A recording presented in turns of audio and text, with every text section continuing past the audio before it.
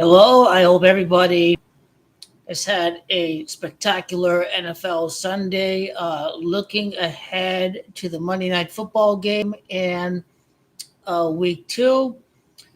Um, I am 11-4 for the season. I'll be 12-4 if the Jets win. So if the Jets win, then I'll be exactly 75% win percentage for the season.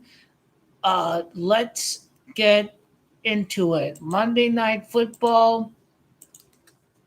Soleil is a former 49ers defensive coordinator, and Aaron Rodgers is born at the Bay.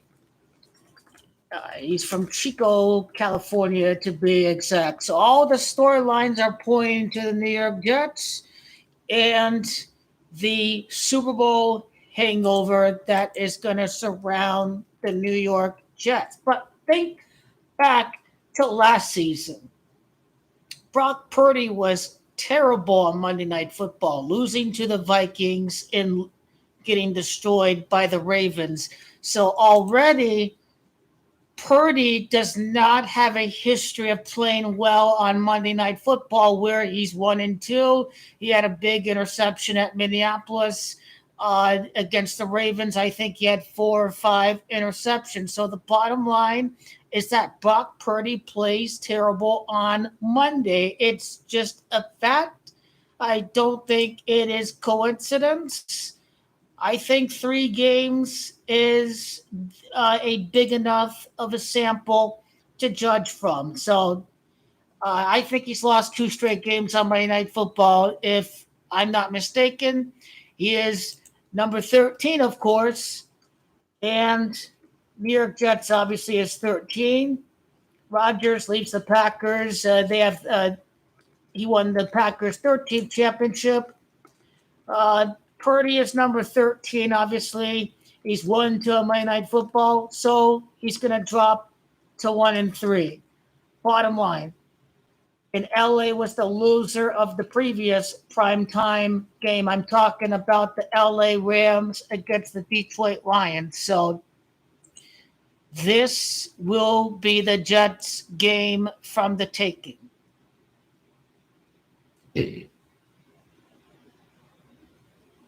And he's terrible against the AFC West. You see the two contrasting records.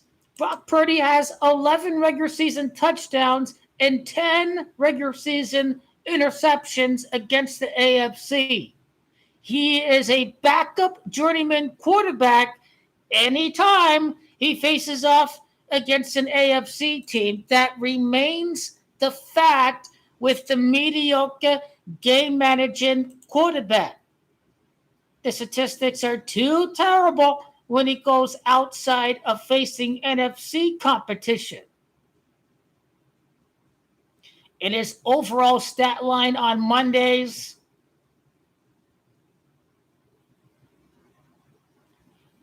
he's 1-2 with 1 touchdown and 6 interceptions. That is shit. So the numbers do not favor San Francisco whatsoever. Because Brock Purdy has a terrible history on Monday Night Football. The terrible, mediocre game managing quarterback is going to lose. He's going to play terrible yet again against another AFC team. 11 touchdowns, 10 interceptions against AFC teams, a 4-4 record in the regular season. It's going to be 4 wins in 9 games in the regular season versus the AFC. Of course, Aaron is Gematria 49, and he does play for the 49ers, Brock Purdy. So 4 wins in 9 games is the number one stat to go off of. He has a perfect record on Thursdays. If you're curious, I don't know who the 49ers play on Thursday. I think I don't know when their first game is on a Thursday. The Winers should win their first Thursday game. They're actually going to lose the game tomorrow because all of the subplots of the game Tells you it's all scripted for the Jets to win, for Saleh's return to the 49ers, to Aaron Rodgers' return to the Bay Area. It is a scripted game that will go in favor of the New York Jets.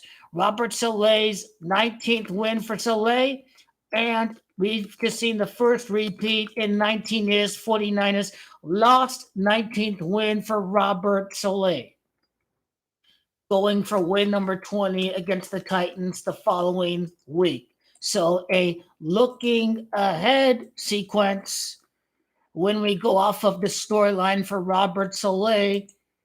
He's going to win his 19th regular season game against a team that lost the first repeat in 19 years, and he will go for win number 20 against Titans. Titans is Camacho 20. So it's a lock. The Jets are going to win the game.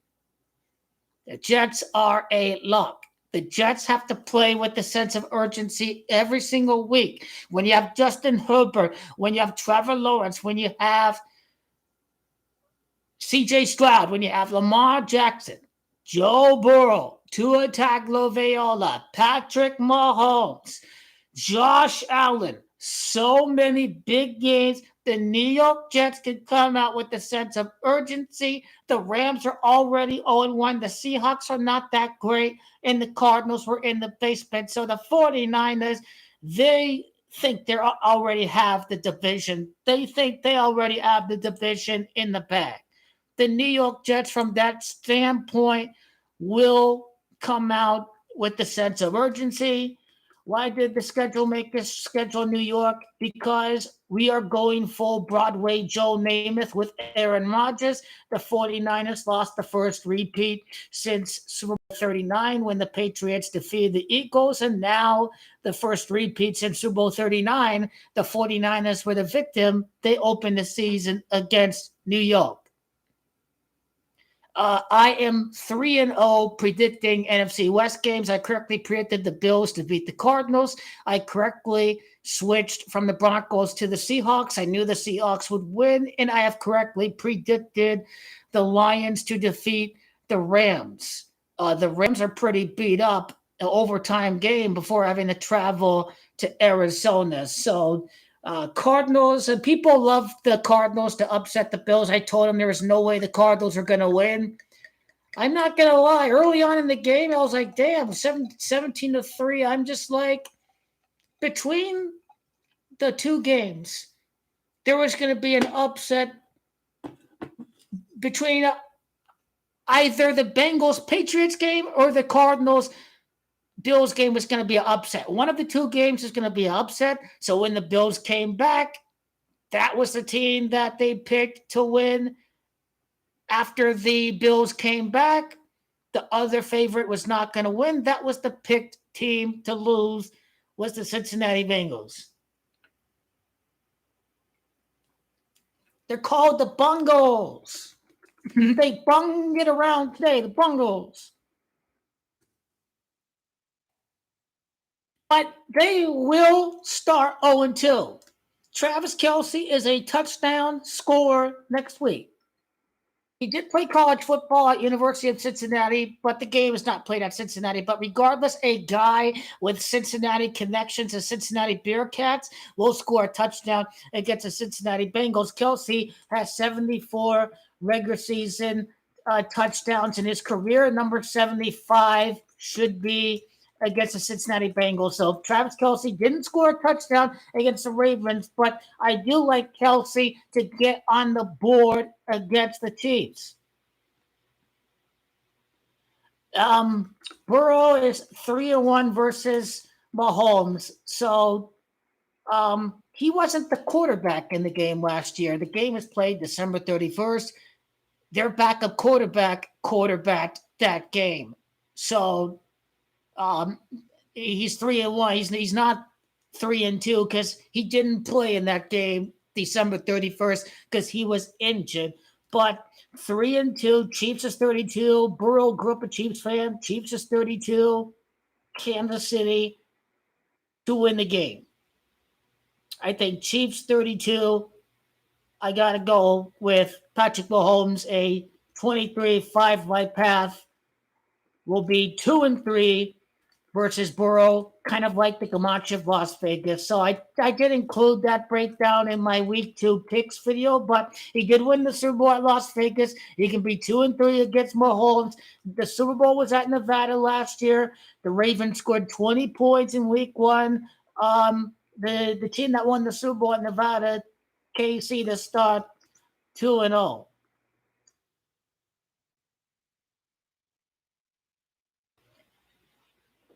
Now, I do like the Bengals to win a Super Bowl. I do like the Bengals to win Super Bowl 60. This would be ultimate Joe Cool comeback moment if they were to start 0-2 and come back and win the Super Bowl. You couldn't write it any better. That would be a beautifully written script. But again, I still like the Ravens for this year. I'll go Bengals next year. It could easily be flipped around for Bengals this year and Ravens next year. But I think the Jamar Chase, Burrow winning the national title at the Superdome, it could be a psyop. It could be. It either is a psyop or that is the script. There's no in between. But again, Kamala's born at Oakland. The Raiders came from Oakland. I think if Kamala's inaugurated during the NFL playoffs and the Ravens were to win their first game against the Raiders, that is a Kamala Harris tribute. So I think this is going to be a big clue for Baltimore. The Raiders are a poverty-ass franchise. Hold on a second. Let's talk about the Raiders.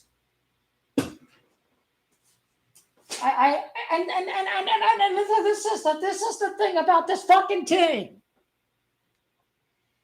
This fucking team right here could have had Jim Harbaugh and Derek Carr. What happened for Derek Carr today? 47 points for Derek Carr, and Jim Harbaugh won the football game. This garbage ass team could have had Derek Carr and Jim Harbaugh. This team is a poverty-ass organization to the core. They're forever being a dumpster. This is a poverty-ass organization, and we continue to suck. So it is what it is. It is what it is. The Cardinals are not good enough to beat the Bills. It is what it is. Cardinals still have to work on that defense, but they have a top 5, top 10, top half offense. The fact is the Raiders don't have a quarterback, and Josh Jacobs is gone. The heart and soul of that offense, that smash mouth identity. The fact of the matter is there's too much quarterbacks in that division right now, on top of having Andy Reid and Patrick Mahomes and Jim Harbaugh in his pedigree in the NFL.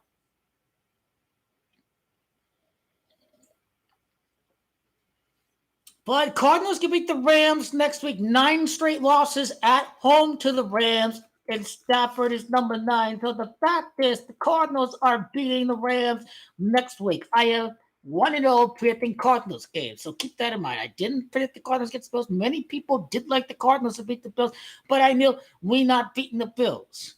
I chose not to bet on today's game, and I'm glad I didn't, because I'd be like, oh, I should have took the Cardinals today. Well, they did. They did. It was 6.5 points, so you can say the Cardinals did cover. They did. The Bills didn't cover the spread, so Cardinals kept the one possession. But the Cardinals are on the ascendancy. I think the Rams were so tired they couldn't stop a cold. Their defense was so tired.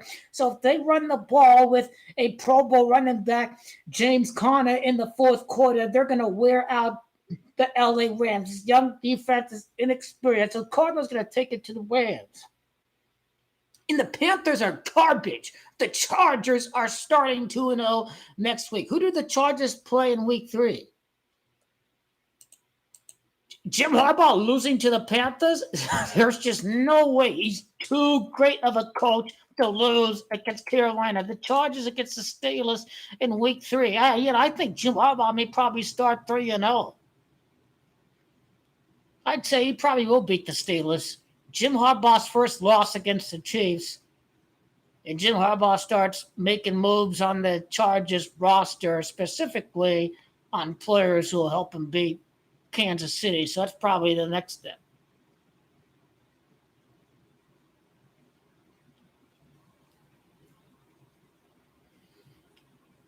I purposely didn't run any numbers for Seahawks and Patriots. I'm not just predicting New England because it'd be great for us if Seattle lose, but well, that game will have playoff implications in December because Geno Smith is still really good. But if the Patriots and the Jets are both 2-0, then this really puts pressure on the loser of Thursday's game because the Dolphins won today and the Bills won. So whoever wins that game, they're 2-0 with the New York Jets.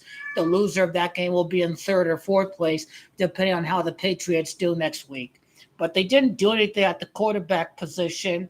But Seattle, the Broncos are pretty bad. I mean, Seahawks kept them in the game, so I think if you go in and you beat a Bengals team that still had Jamar Chase and the Patriots are at home, then there's no reason why the Patriots can't beat the Seahawks.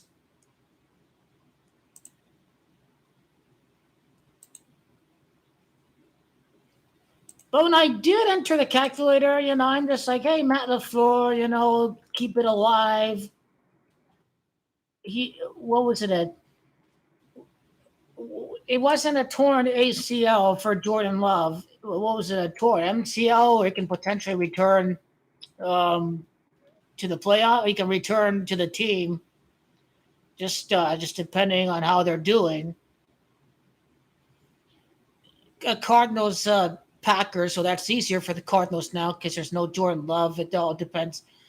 When we're talking about that last playoff spot, Chicago Bears and potentially Washington may be in the mix, and a couple of teams in the NFC South like the Saints and the Buccaneers. So there'll be quite a bit of teams in the mix for these last wild card spots, and there will be some key games down the stretch with tiebreakers against the division and the conference.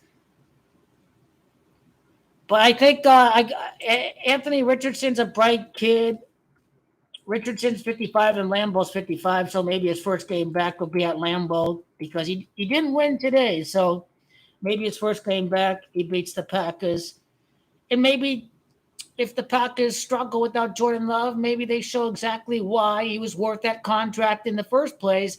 If their replacement doesn't do any better or does worse than Jordan Love, they may at the time, it was outrageous that he had the biggest contract in the NFL. But if the Packers were to struggle, then that's why you give a guy that contract to begin with, because you have no suitable replacement. I'd be really surprised if the Jaguars don't win next week. Trevor Lawrence got the big do-re-mi. It's a tight competitive game. It's the AFC, but the Browns look terrible. They couldn't stop a cold against the Dallas Cowboys and having to travel on the road. Trevor Lawrence coming back home. Trevor Lawrence and the Jaguars get the W next week. The Jaguars keep pace with the Texans. We're going to go for 2-0. I think the Texan defense, the Chicago Bears are going to lose that game against Houston.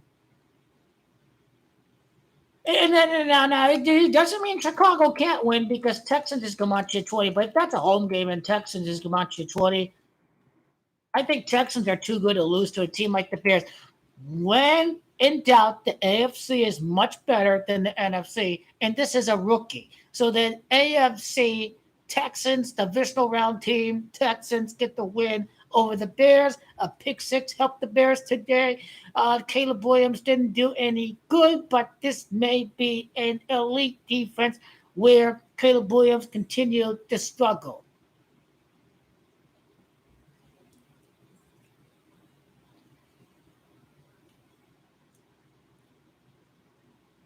I like how the Cowboys and the Saints had the blowouts, the two blowouts you see, and then the same two teams who had the blowouts, they happen to face each other the very next week. So these games are scripted today. What does it come down to? Are the Saints America's Lord and Savior to get the upset over the Cowboys, or is one team a fraud? Well, when I look at the Cowboys Saints game, I think the Cowboys are going to make a statement, and the Cowboys are going to set up they're going to make things very insightful before they take on the Baltimore Ravens. So the Cowboys, I think, 2-0 before they enter the game against the Ravens. At that point in time, the Ravens and the Cowboys, we find out if the Cowboys are front runner or if they're overhyped. I'm going with the latter. They'll be overhyped in that game because the Browns are very terrible. So the Cowboys, I think, will beat the Saints, but Lamar's going to run all over these guys. Lamar and Derrick Henry are going to run all over the Dallas Cowboys. If Lamar has a statement game against the Cowboys in week 3, Lamar's 45 and the Cowboys is 45. So this is perfect. This is perfect.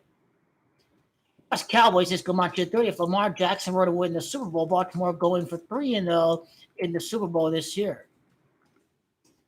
I just like how Nevada's come out to 20 and then the Ravens stay at 2-0 in the Super Bowl. So that was something to think about when you go back and reflect. Why didn't Baltimore make it in the Super Bowl? Nevada's come out to 20. Ravens are 2-0 in Super Bowls, or do they stay at 2-0 in Super Bowls? It's just a matter of interpretation. They don't make it to the Super Bowl 2-0 in Super Bowls, but they stay at 2-0 in Super Bowls. So when you compute Camacho, you have to look at both sides of the interpretation. So that is very important when you think about how you're interpreting the Camacho, the before or the after, or right on the connection. These are things we have to think about.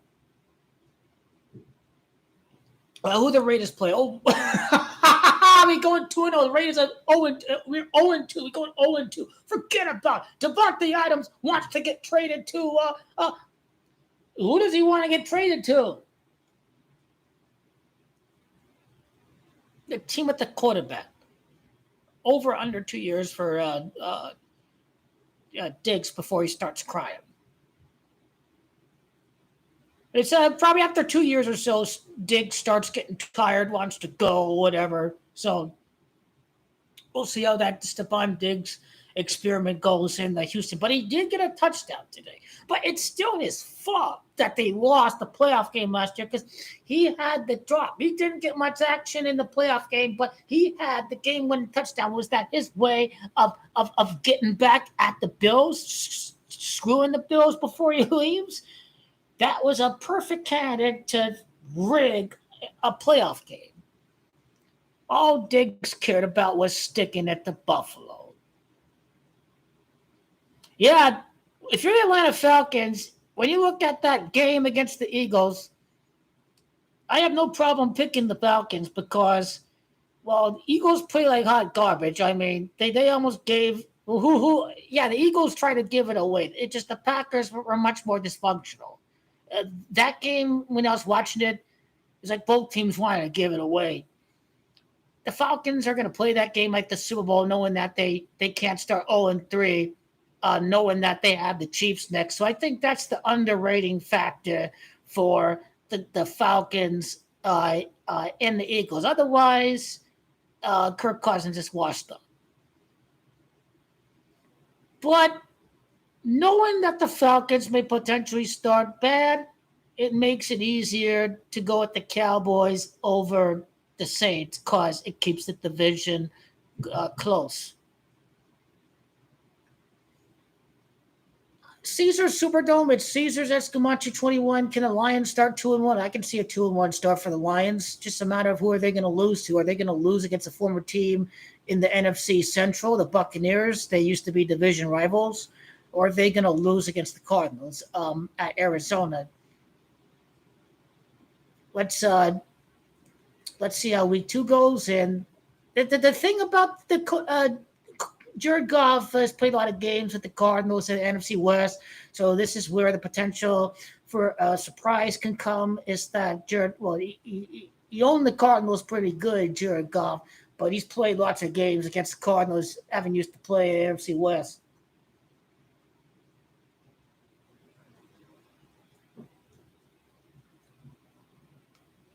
The McDermott defense,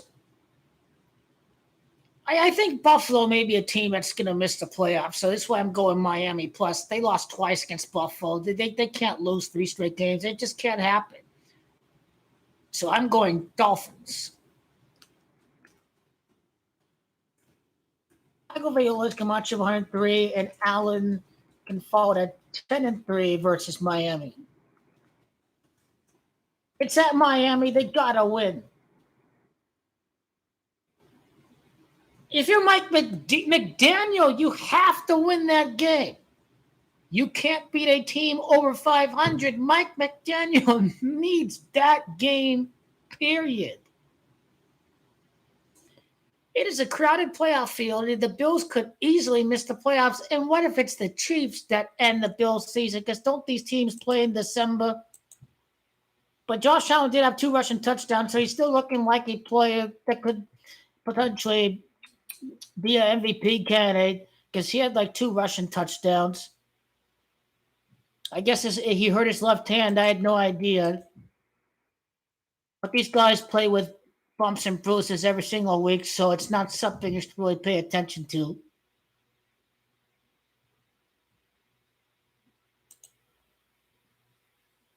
Josh Allen does get the interception, so is Jalen Ramsey going to pick him off? Maybe. He does have to face off against Jalen Ramsey next week. Bills are struggling early on in the game before the scripted comeback happened because the Bills lost a lot of linebackers and all of that, so they really did struggle early on in the game.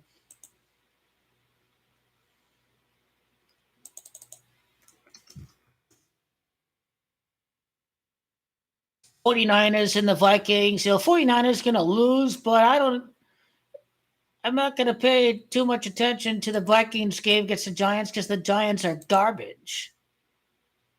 Before we get to 49ers Vikings, the Giants have they're going up against Daniels. Daniels is Camacho 64-28. He didn't win this week, but next week against the New York Giants, especially since Washington has new owners, that first win against the Giants, and Brian Daboll is going to be one of the contenders to get fired. And the New York Giants are going to be a team that we'll be talking about as a team. They'll be picking a quarterback in next year's draft. So the Giants will continue to be garbage. I don't know if there's anything to do with the election because Donald Trump is, New York, but I'm going off of Florida for Donald Trump because that's his official residence is now Florida. He changed it from New York to Florida because I think there's a law in Florida where if Donald Trump were to go to bankruptcy, Mar-a-Lago is still protected. He can't forfeit Mar-a-Lago. So that's why he's now based at Florida.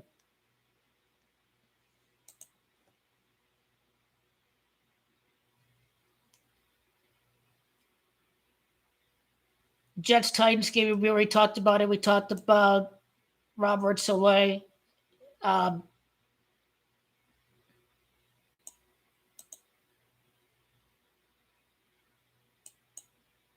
don't know. You get the feeling that whichever week the Chiefs do lose, it's going to be an upset. 2-0 Chiefs against 2-0 Chargers. I'd watch that one because I'm watching Jim Harbaugh to see how far he is from competing for the Super Bowl because they did get rid of quite a bit of key veterans, the LA Chargers. Keenan Allen and is Khalil Mack still there?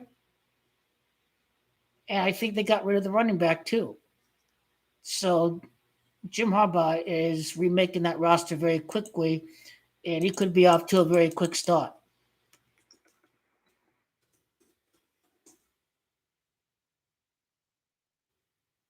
Okay, he's still on the Chargers, but okay, remember they were talking about moving Khalil Mack, but he's still on the Chargers. Well, he's 33 years of age. Can he make it to Super Bowl 61? We'll find out. Okay, that's probably going to be the year that the Chargers win. If not Super Bowl 61, then Super Bowl 62, but the Bills are supposed to be the team that's going to win Super Bowl 62 right around the time that the new stadium opens. So McDermott's probably the sacrifice for Buffalo. He's going to be the sacrificial figure.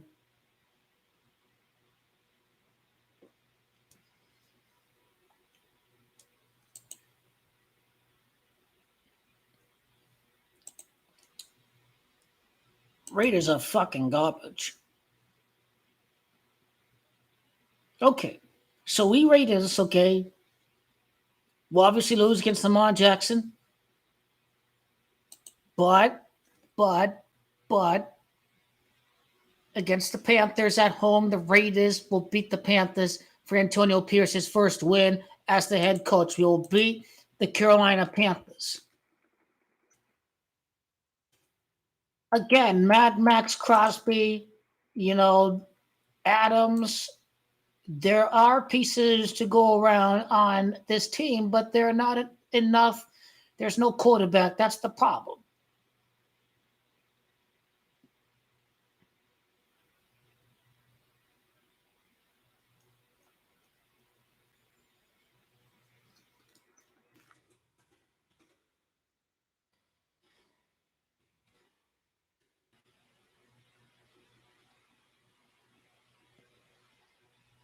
I could control F and typed in Panthers. I don't see anything for Antonio Pierce.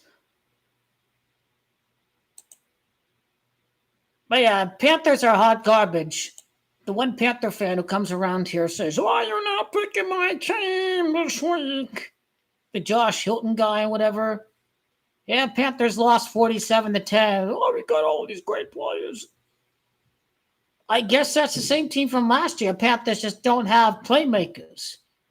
This Panther team's gonna be bad for a while because what was it with the draft? They traded all these draft picks or whatever, and they drafted, or the Panthers could have had C.J. Stroud. So yeah, Panthers fucked themselves up pretty good.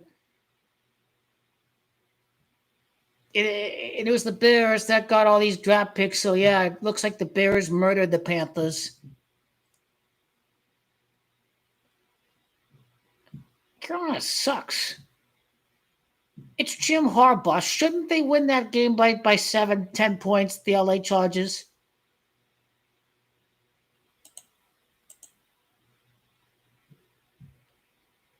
It's Jim Harbaugh. He'll spot weakness instantly. He's a smart guy.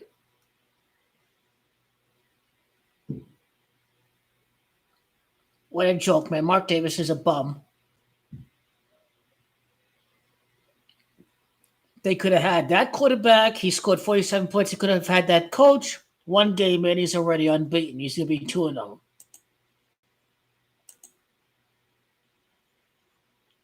This is a hard cut and dry kind of business. You take the best available. You don't let your feelings for Antonio Pierce get in the way of things. It's taking the best winner available.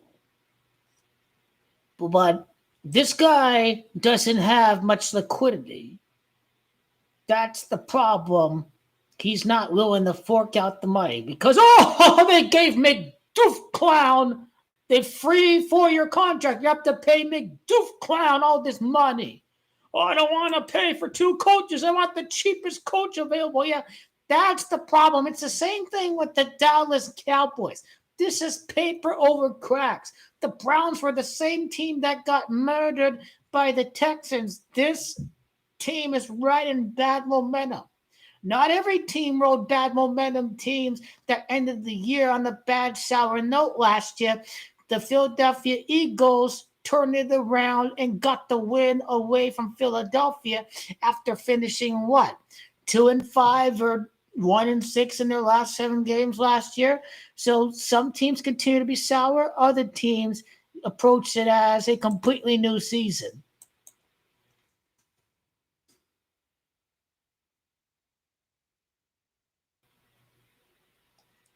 Let's take Dan Quinn has a lot of. You can't look at Jaden Daniels' record because he does he hardly has a sample size to pick from.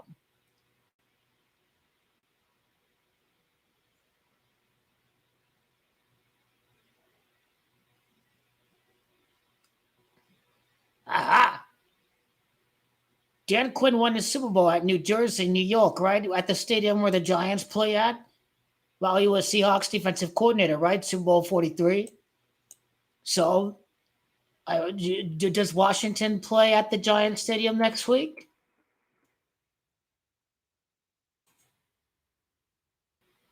Oh, that's a home. It's a home game for the kid. These guys got murdered, and Jaden Daniels is at home. He should be able to win that game again. Jaden 64, New York Giants 64. Bottom line, Jaden Daniels gets the victory. Washington team, new owner. This team, and that Monday night game's gonna be interesting. Jaden Daniels, he gets a win, whatever. And Joe Burrow and these guys could be looking for their first win on Monday Night Football against the Commanders.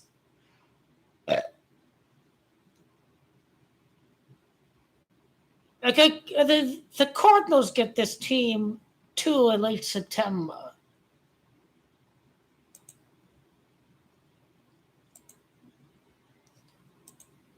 As Raider fan calling the Cardinals a public organization, the last 20 years, how many playoff wins have the Raiders had? How many conference title game appearances? How many Super Bowl appearances? Raiders are an awful poverty-ass team. It is what it is. Mark Davis is a bum, and Al Davis is going senile during the latter part of his tenure as owner during the early part of the 2000s. So it is what it is. It's just funny how a Raider fan wants to go out and talk, the Cardinals are a poverty-ass organization. The Cardinals have done more than the Raiders in the past 20 years.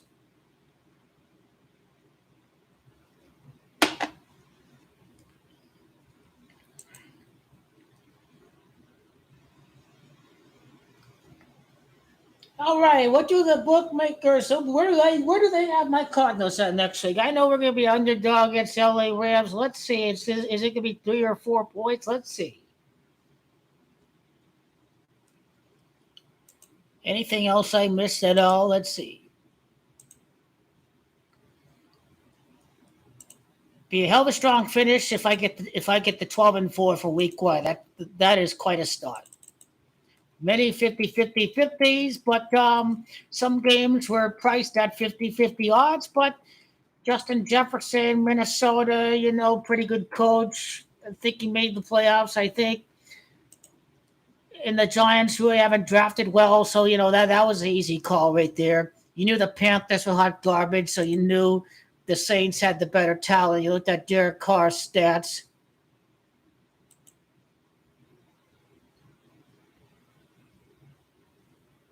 All right, because the Sunday night game ended, so they should have the games up for next week.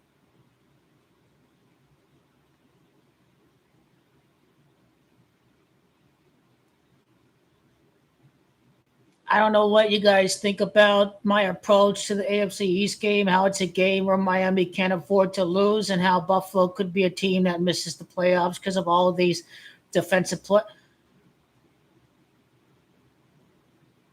And then now Kyler Murray is a wide open guy. He's very short, so maybe he doesn't see the field at times. You root for Damar Hamlin. You want him to do well, but is he starting because he's really the best starter for the Bills, or are they starting because it's a feel good storyline? I mean, he's a 6th round pick, so is Damar Hamlin a role player, a nickel package, a quarter package player?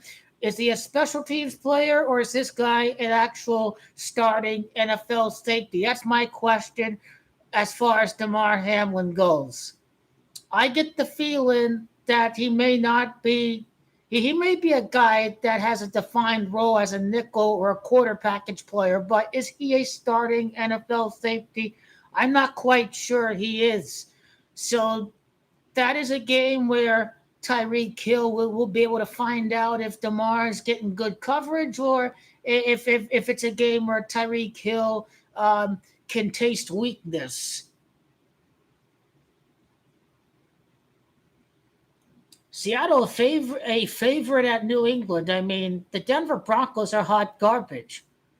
I'm just like the Broncos are hot garbage, and Geno's pretty good, and the wide receiver they got Metcalf is really good, and the Broncos have nobody. So this is how I went with Seattle. Um, Again, you look at the Patriots. They don't have any names that strike out offensively, but they did beat Cincinnati, a team that was seen as a contender. So I think I'll go New England in that game. The Chargers are favored by 5 points over the Panthers. The Dallas Cowboys are 6.5 point favorites, probably because they beat a playoff team. The Saints only beat the Panthers, so Cowboys they'll start quick. All these fans are saying we're going to Super Bowl, we're going to Super Bowl. The Washington Commanders 2.5 over the Giants. Giants are hot garbage. Their line is terrible. Saquon Barkley's gone. They don't have a big name receiver. The Washington Commanders did that wide receiver. They got McLaurin. You call him McLaurin? Yeah, Washington's pretty good. Jaguars 3 point favorite. Cleveland Browns are terrible. I think Jaguars have a pretty decent defense.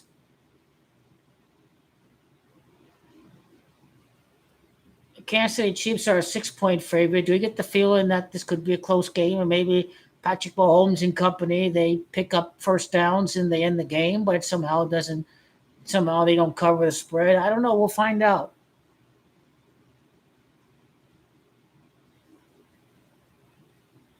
Cardinal game is not up. The Lion game is not up, probably because these teams have just played the Sunday night game.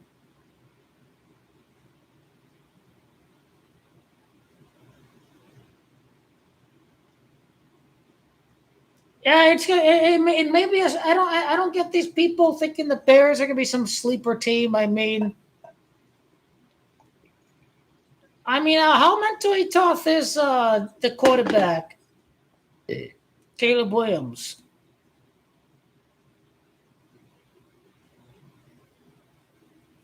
I don't know.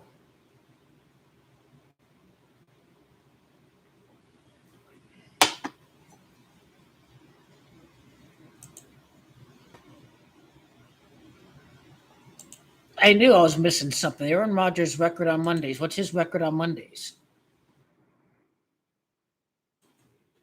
Anything to back up what I said about Brock Purdy at the beginning?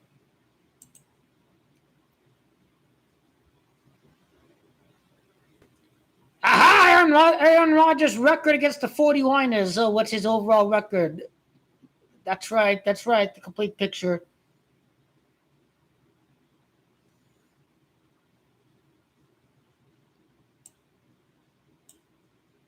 He's 13-8 on Mondays.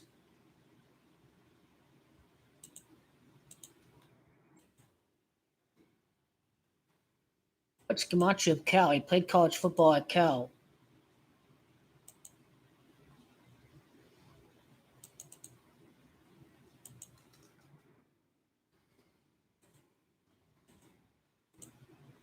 What was he 0-4 in the playoffs against the 49ers?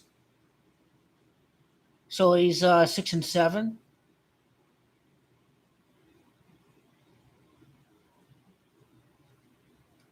His regular season stats against the 49ers: 20 touchdowns and 2 interceptions.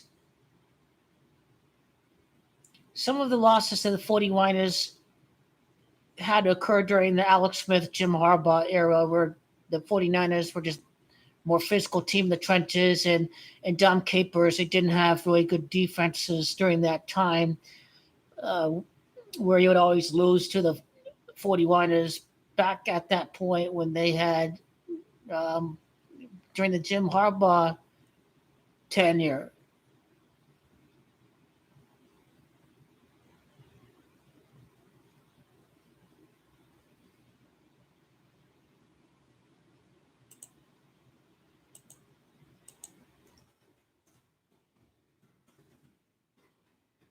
I thought Niners equaled 114. The Niners is 112, and I see that Aaron Rodgers has 113 wins against the NFC.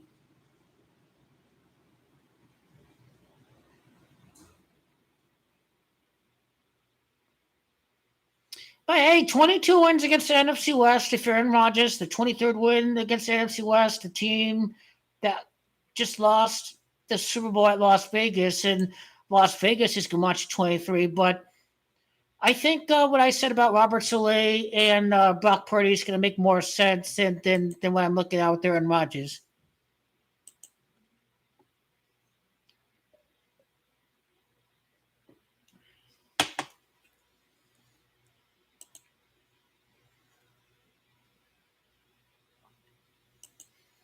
Oh, look at the card. Look at the Bills. Did the Bills cover the spread? Did the Bengals cover the spread? They didn't cover the spread. Bengals lost today. They did. The line on the Thursday game, it was at 3 points. It went down to I don't know what was it. Went from 3.5 to 3 or something. Yeah, people were on the Ravens on Thursday.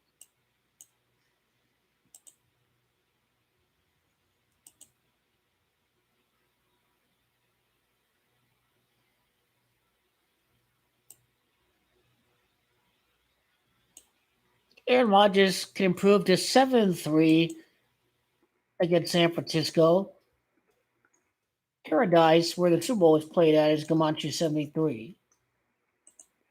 The 49ers lost the Super Bowl at Paradise, Nevada. Rodgers can improve to 7-3 against the 49ers in the regular season.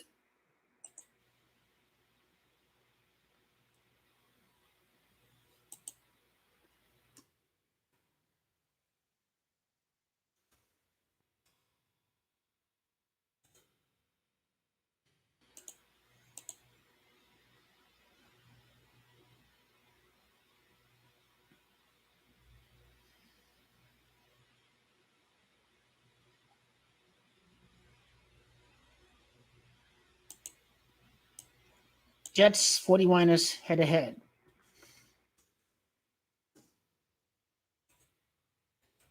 They're still whining and crying about the Super Bowls. I'd be whining and crying that my team wasn't able to draft Patrick Mahomes. I mean, damn, I'd be kicking myself if I had if I was able to draft Patrick Mahomes and I wasn't able to draft Patrick Mahomes when I had the opportunity to.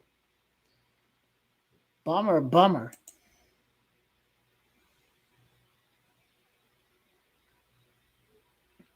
The 49ers are 4-2 against the Jets. As the home team, they'll fall to 4-3.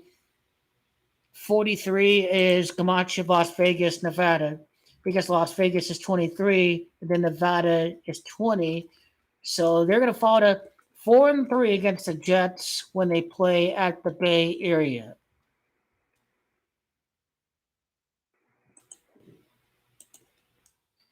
Can you imagine the networks? Are the Jets a Super Bowl team? Are the Jets a Super Bowl team? Are the Jets a Super Bowl team? This is a more compelling storyline for the NFL. Is you can sell Aaron Rodgers when you have all of these other guys in the AFC. Aaron Rodgers winning the game at the Bay Area means the AFC has just gotten more wilder.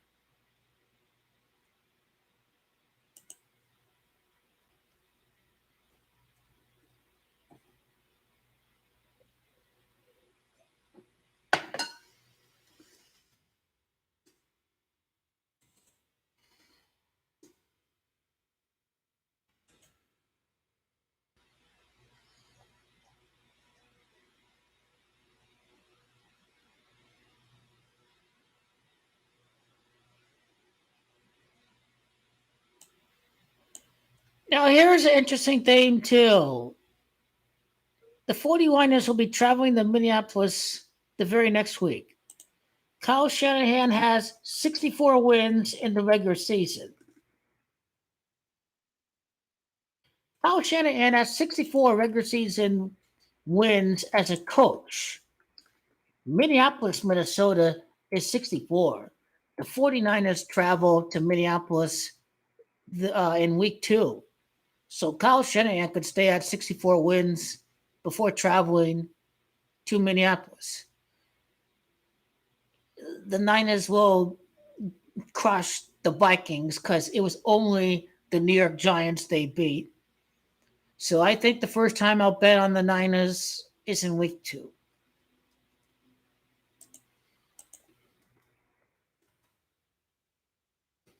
But still, Sam Darnold escaped the Carolina Panthers. Sam Darnold looks better than Bryce Young. We'll be talking about this for a while. They took Bryce Young, and the Texans have gotten CJ Stroud. I think the Texans will be a team that will make it to the Super Bowl during CJ Stroud's career. I think at around 7 years, give or take. Because Houston Texans is 66.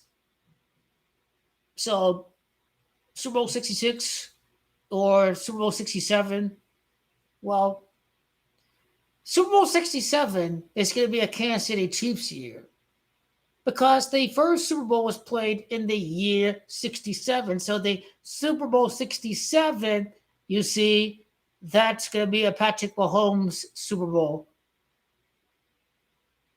Now, that was the 1966 season.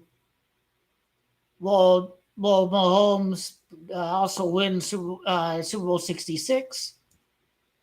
And at some point, we're getting that Packers Chiefs Super Bowl. Jordan Love's going to have a long, productive career. Patrick Mahomes is going to have a long, productive career. So when it comes down to it, we may just have to wait 5 or 6 or 7 years.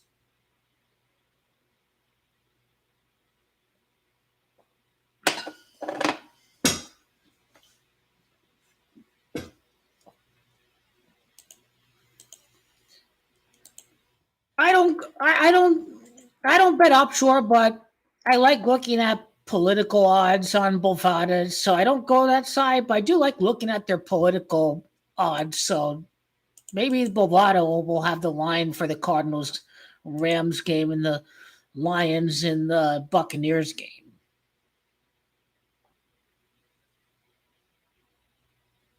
The still Jets are plus 165. It's like you're not getting the King's ransom betting on the Jets, so they have a very low payout, so they'll be ready for the Jets to win that game.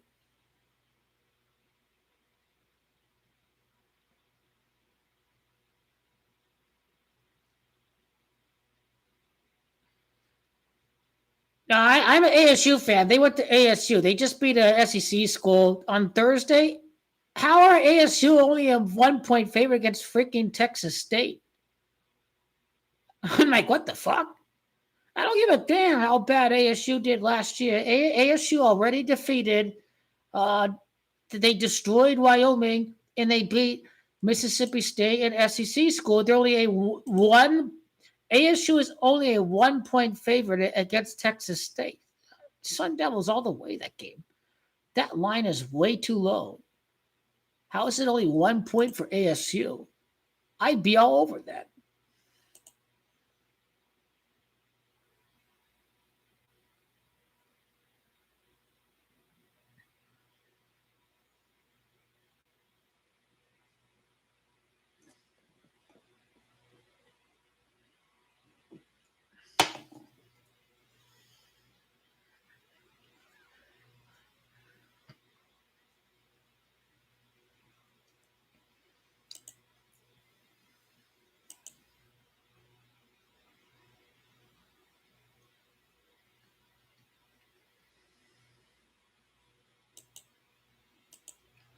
Should I go live for next week's NFL? Yeah, let's do it. I'll go live for the Chiefs and the Bengals. I think there's only 2 or 3 games during the afternoon. My team is playing during the afternoon, so I'll have the Cardinal game on the big screen. Uh, well, I'll have both games on. I have like a double feature. I have the Amazon Fire Stick, so I'm able to play 2 games at the same time or 4 games. So I think I will. Yeah, we'll be live for that time. I'm not interested in the Bears because I think they hot garbage, but it is Stephon Diggs, so I'll be looking for him for the Sunday night game.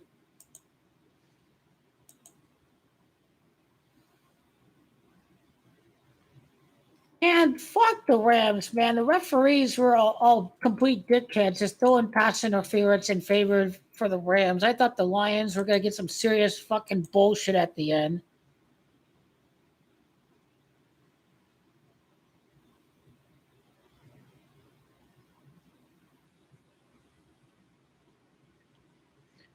David Montgomery, Chicago Bears. Chicago Bears won a Super Bowl at New Orleans. Okay, everyone knows who Amaron St. Brown is. Jameson Williams, 5 receptions, 121 yards, and a touchdown. I'll pay attention to this guy. It looks like the Lions now have a Pro Bowl number 2 wide receiver opposite Amaron St. Brown.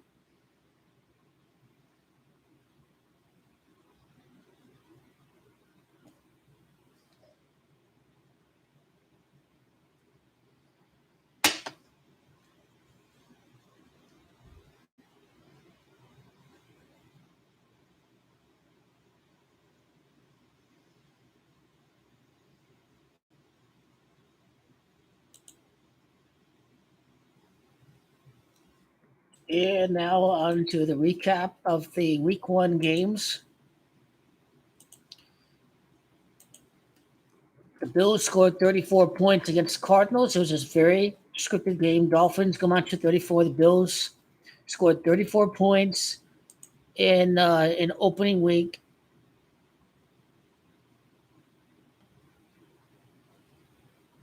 Matthew Stafford with 34 completions, 34 in Gematria is the LA Rams, and Stafford had 34 completions against the Lions. So this is how games are scripted.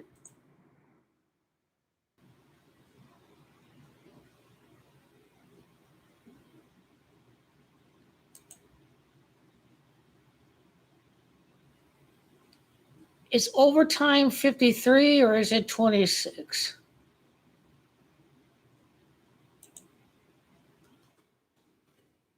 In the fourth quarter of that game, I was like, oh, if the Lions lose that game, it's psychological and it ends up being a really bad thing. So I think the psychological factor, the Lions are able to win despite, almost choking at the end. It's just, I think it'd be very devastating psychologically if they were to have lost the game.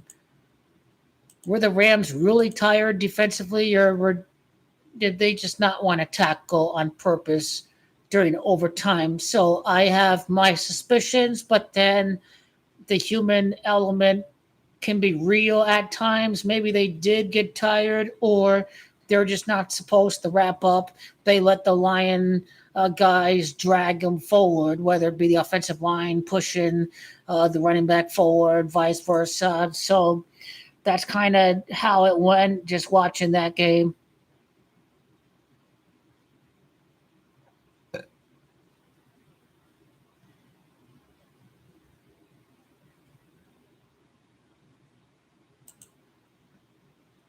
On to the box score. Let's go back to the box score. I already broke down the Raven game. I'm not going to do it too much.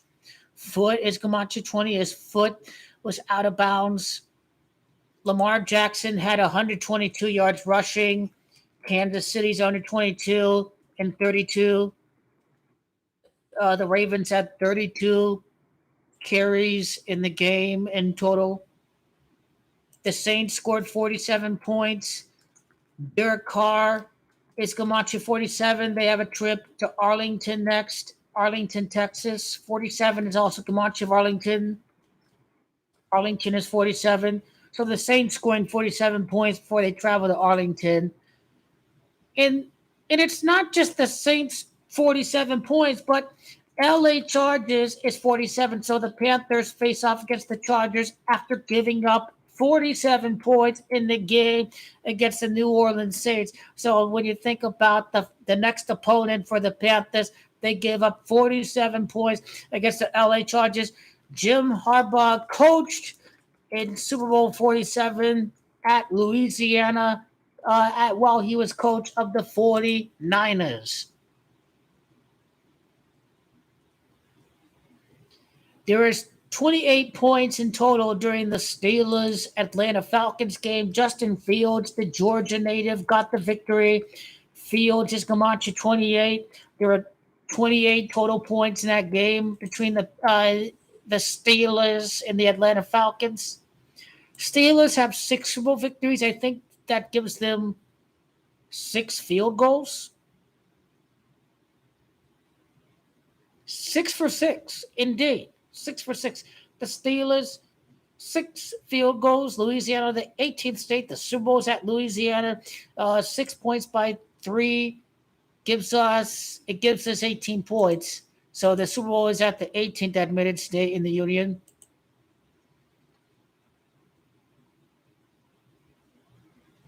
The Vikings have scored 28 points in the game. They face off against the 49ers next. 49ers come out to 28 again.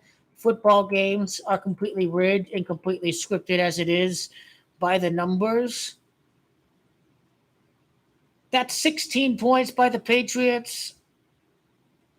The Bengals' first Super Bowl was in Super Bowl 16, so never say never for the Bengals. There is going to be another team outside of the Chiefs that will play in the upcoming Super Bowl.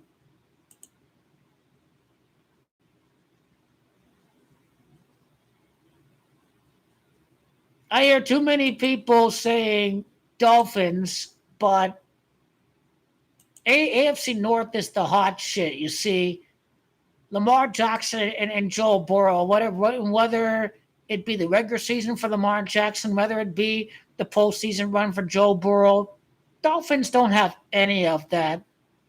They're just a regular season team that beats up on weak teams. The Texans with 29 points against the Colts. Horse is Camacho 29. The Colts logo is a horseshoe. It is horse. That's Camacho 29. Joe Mixon of Houston with 30 carries.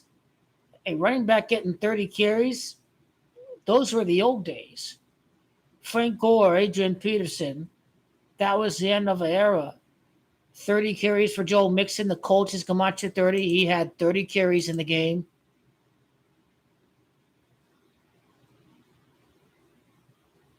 Nothing's pretty obvious as far as the score goes for the Jaguars and the Dolphins. Now that Panthers Saints score line, it just screamed rigged. Saints with 30 first half points. Cowboys is Camacho 30. They get the Dallas Cowboys next. The failure of the sixth overall pick, Daniel Jones. He was the 6th overall pick of his draft. What a stinker. Only 6 points for the Giants. That was by the numbers.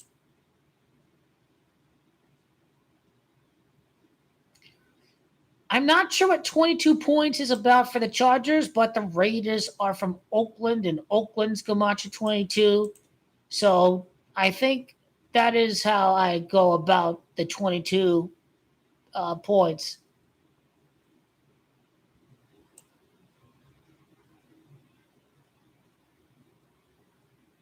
And now I wonder what's so special about 26-20, because that was the scoreline of 2 games: the Seahawks and the Broncos, and the Lions and the Rams. Just okay, what is the most commonly occurring score? So far, it's 26-20.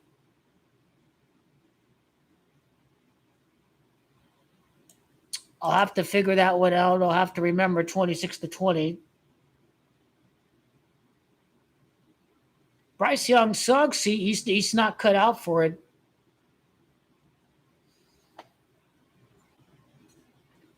You got to keep the race out of it. Sometimes people are all fixated on race with the quarterback position. Some guys are good quarterbacks. Some guys are bad quarterbacks. Herbert's a good quarterback. He's white. Trevor Lawrence a good quarterback. He's white. Lamar's a good quarterback. He's black. C.J. Stroud a good quarterback. He's black. Mahomes a good quarterback. He's black. The quarterback on the Giants. Okay, Daniel Jones. He's a bad quarterback. He's white. Right? He's bad. Um, Bryce Young, he's black. He's a bad quarterback. You see, it don't matter if you're black or white. There's some good black quarterbacks. There's some bad black quarterbacks. There's some good white quarterbacks. There's some bad white quarterbacks. Will Levis, he's not the hot shit. He may not be good. That pick six we saw today, he may not be cut out for you, a bad quarterback. I still think with Lamar Jackson, it's all these dog whistles, right wing tropes, these dog whistles. Lamar running back, yeah, throw. Every quarterback makes a mistake from time to time. Lamar, he had an overthrow, but did Lamar almost lead a comeback against the two consecutive time Super Bowl champion? Yes, he did. So again, Lamar Jackson deserves his props. It's only the first game of the year with your new running back. The Ravens show that it felt like a playoff game. The Ravens were never out of it when it felt like they were out of it. It felt like a playoff game. It lasted to the final play, and this was on the road. I get the feeling we'd be seeing some third time the charm shit between the Ravens and the Chiefs. What I'm curious about is how do the Chiefs do against the Ravens compared with how they do against the Bengals? That's something we have to pay attention to. No matter what happens. I think regardless of who wins the game between the Chiefs and the Bengals, I think Travis Kelce's going to score a touchdown.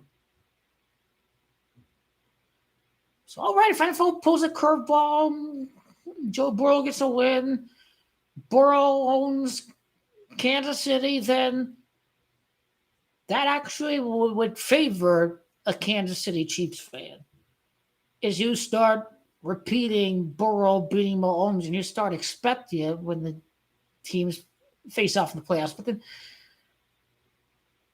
when I'm going off the recency bias, I'm going off of the playoffs. So the most recent playoff result, Mahomes did beat Burrow in that AFC Championship game in 2023. So Burrow came back against Mahomes, yes, but the most recent one, Mahomes won. But people have got short-term memories, so they may only pay attention to the regular season.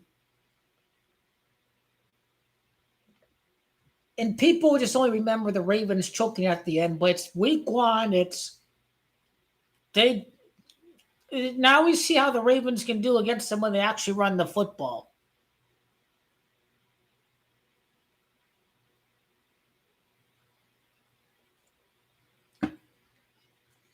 I have a preference for pocket passers. Carson Palmer, Kurt Warner. I very much do have a preference of a prototypical pocket passer, but I think Kyler Murray is an electrifying football player.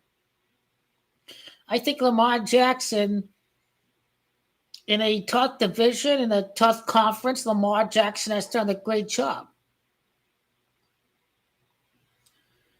He hasn't statistically performed well in the playoffs, but I think with better play calling, if the Ravens do decide to, hey, we have the number one rushing attack, we're going to run 30 times a game.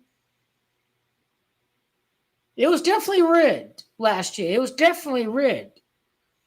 You just don't only run the ball 16 times when you have the number one rushing attack. That's how it was rigged. I still do think the NFL owes one to the Ravens. NFL pretty much is a right wing in many ways. They silenced Colin Kaepernick. They have fans who love their Bud Light. They're really right-wing and patriotic. So I think the NFL really does care about the right-wing fans. So this is why Colin Kaepernick, he was kicked out of the league.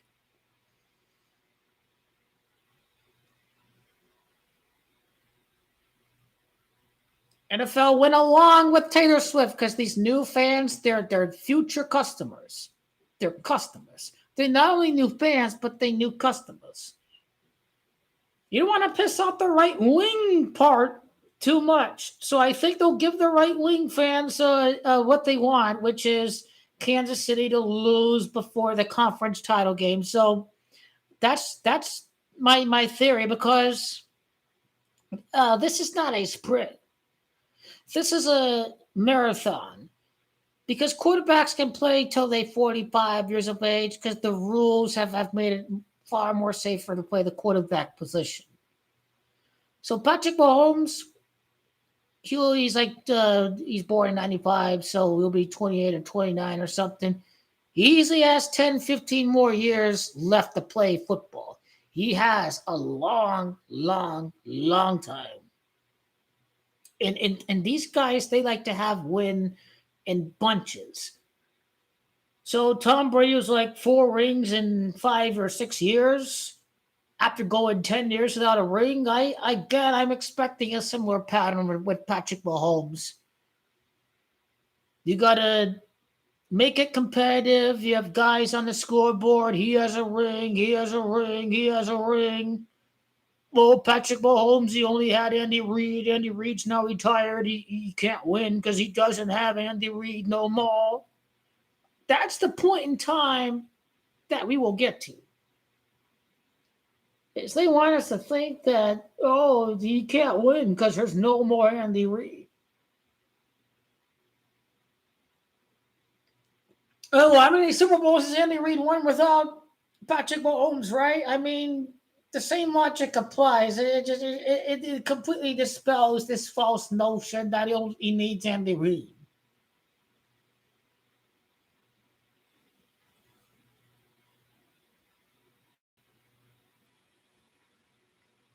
Yeah, I think I'll be here for the. I think I'll be here during. I think 2/3 of the game, 3/4 to 2/3 of the game. I'll be here in the third and the fourth quarters. Yeah, if we have a Broadway type of finish at the end.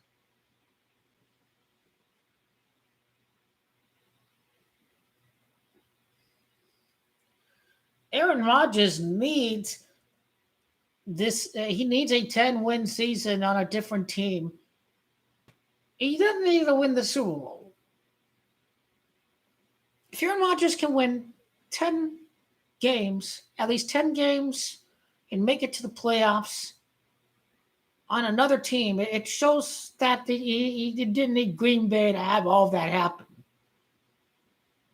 It shows that Aaron Rodgers, he makes number one seeds and he wins 10, 12 games, regardless of which team he's on. So Aaron Rodgers is going to need a 10 to 12 win season. I think he can win without Andy Reid. Andy Reid's a great coach because you rejuvenate Michael Vick after his prison sentence. Donovan McNabb, he took the 5 NFC championship games. Donovan McNabb. Some say he's not a great winner. McNabb could have been a curse on Andy Reid for all we know.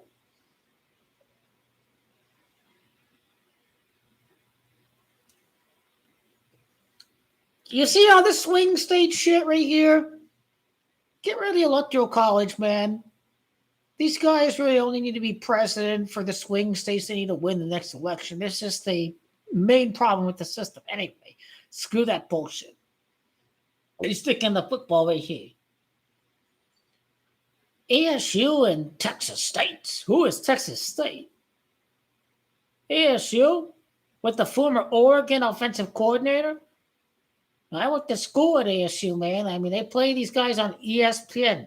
ASU, one of the highest enrollment universities out there. We cannot embarrass ourselves against Texas State. ASU is going to win the game.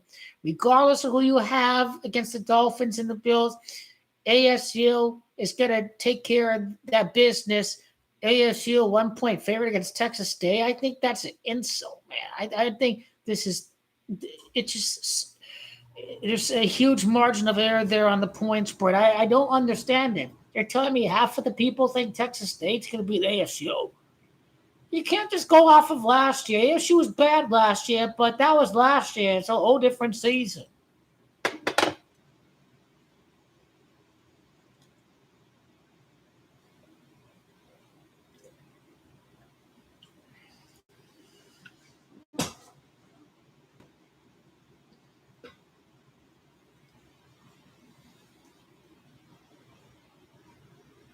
Yeah, and I was watching that game tonight. When the Lions, when they looked like they could have choked it, I felt that if the Lions, if they lost the game after being up 17-3, I thought they would not be able to recover.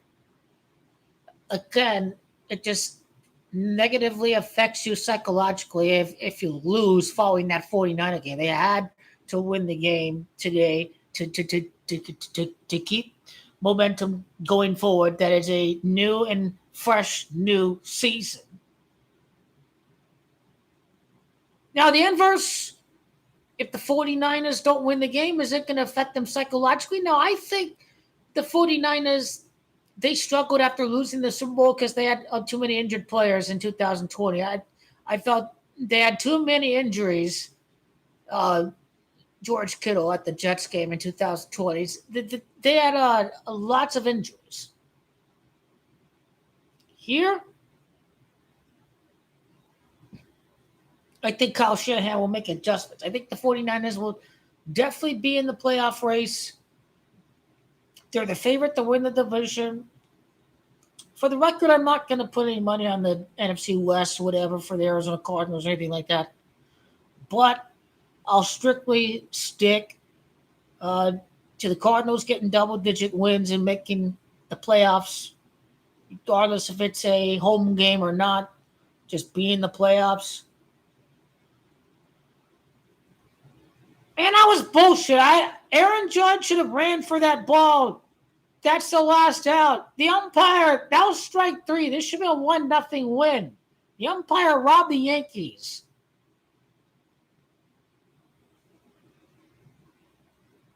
It looked like Aaron Judge wasn't hustling for that ball on 2 outs with the bases loaded, or he lost it in the sun or something. Right there, 2-1. But Yankees do finish the year against the Pirates.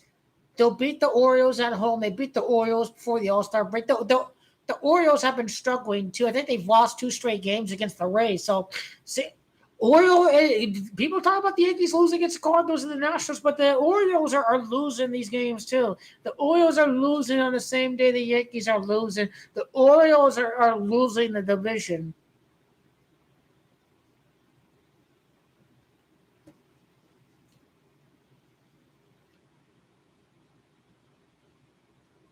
It's just funny. Great Jorginho's hitting home run after home run at Yankee Stadium, and he's still stuck at 51. Great Jorginho should get the 57 home runs. World Series is 57. Now, 20 games after 22 or 21. This means you have to hit a home run roughly 1 out of every 3 games. You may get a multi-home run game. So to stick with 1 home run for every 3 games, and I think Jorginho, he should get the 57 for the year. It'll be 56, 57, 58. Well, yeah, I mean, all the teams that are within 5 to 10 games of each other, it just means that there's a lot of so-called parity that you can punt on any team to win the World Series. But yeah, the Phillies have been struggling a little bit, and I don't think the Dodgers have the starting pitching. Where's Yamamoto at? I haven't heard Yamamoto's name. Where's Yamamoto?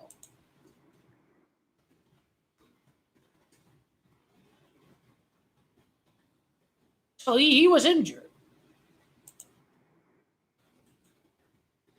Otani injured, Yamamoto injured, Dodgers. The injuries are going to hurt that team.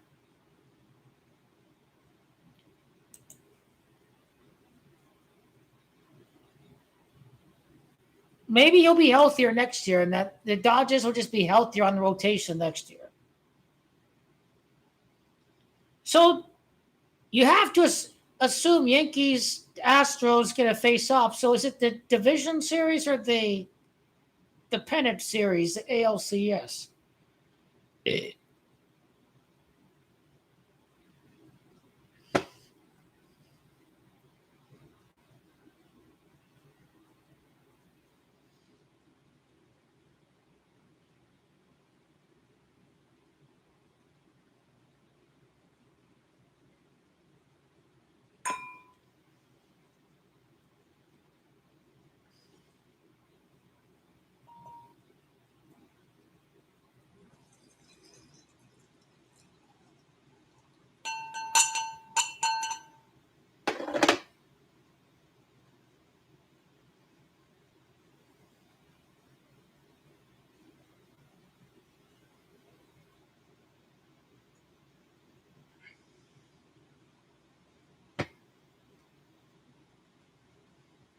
Aaron Boone, his grandfather, won the World Series with the Indians, with the Guardians. Now he is fired if they lose against the Astros. Garrett Cole used to pitch with the Astros, right? The Yankees, and they face out against the Astros, are beating them because they destroyed them the regular season the last 2 years. So we're gonna whoop the ass of the Astros. I'll take Yankees 3-1 if it's the division series. Hopefully it'll be 4-1 in the ALCS. Hopefully it'll be 4-1. At best, Aaron Judge 42, repeat 42nd World Series, Yankees in 6, if not Yankees in 5. We're not the underdog against the Astros. They're the favorite. We destroy the Astros. I see that October's coming up very quickly. I do see that, absolutely. Be ready. We be ready for the business.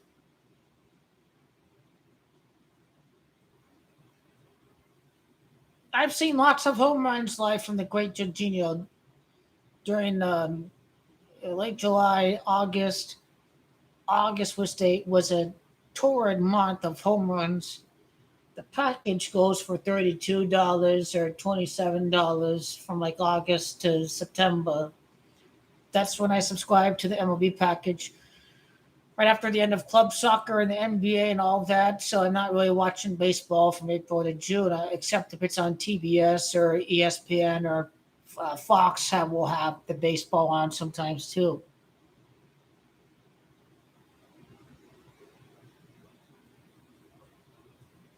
I'm kind of hoping for Yankees Phillies.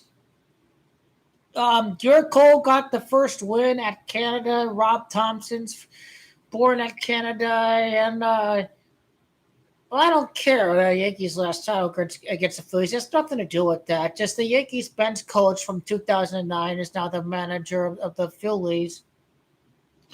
And simply, if the Phillies lose the World Series, they fall to 2-7. If they make it back to the World Series and win with Harper 3-7, like Phillies 37.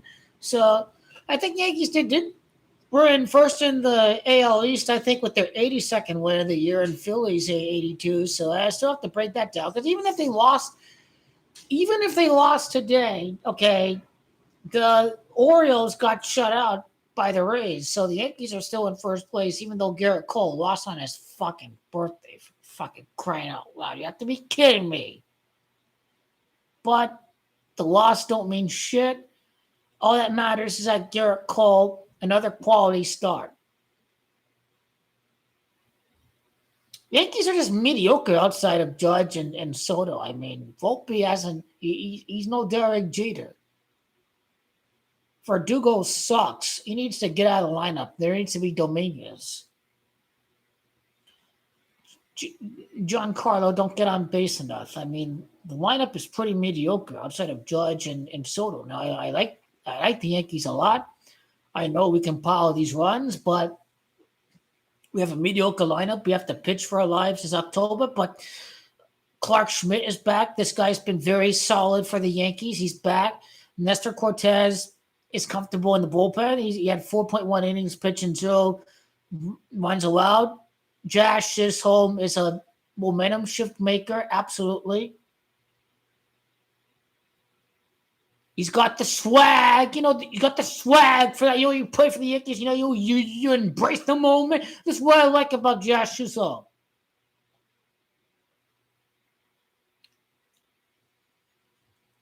LeMahieu's now, Aaron Boone's a clown manager. Hopefully you agree with me that he's a clown manager and needs to get fired. Everybody in New York, pretty much, that this is what we think about Boone. We have to be lucky to win with Aaron Boone. I think Tommy Canley should be the closer because he's very solid. He used to pitch for the Dodgers, so he's going to stick around. He's got a solid changeup. He's great. His ERA is 2, his high 1s, and Clay Holmes is garbage. He's been 4 or 5 ERA since June. I mean, this guy had 11 blown saves. This should be a 5-game lead. Any real manager benches Clay Holmes in July and early August, not in the month of September, where you have to have things all settled to win the division. He just waits till September. Aaron Boone's a joke. This team will have to be lucky. Jorginho will have to carry this team, save their asses a few times during this playoffs. Forget about Soto to the Nets. He ain't got no chance of going to the Mets. It's closing on the baseball. Raiders are still a poverty-ass organization. How can you pick them against the Chargers? Let's read some comments, okay? Because, again, I'm a Rio Raider fan, and I'm a Rio Cardinal fan.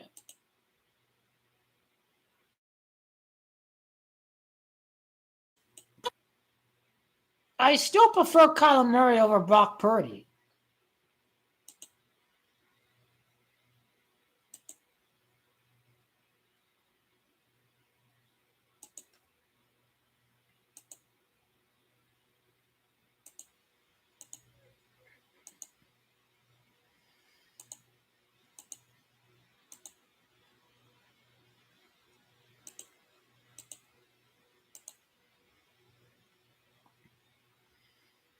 Now, I had a great week, but the trolls will pay attention to my flip on the Cowboys for the Browns. So, the trolls will eat up that game so much.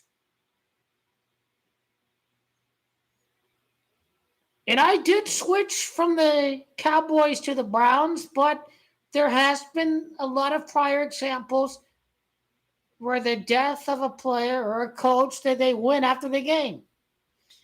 I could give a damn about what these faggots think. I have double-digit wins this week. I am close to 75 win percentage for the year. I couldn't give 2 shits about that. But, the trolls are very real. The jealousy is very real. They want to stress on the one game where I got wrong, I know it's because Cowboy fans are obnoxious and all that. It's part of that.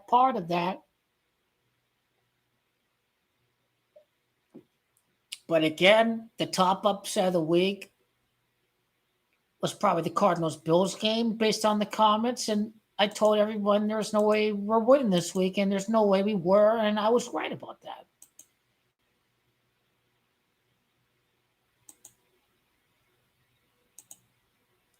I'll have to go back to the week 1 picks.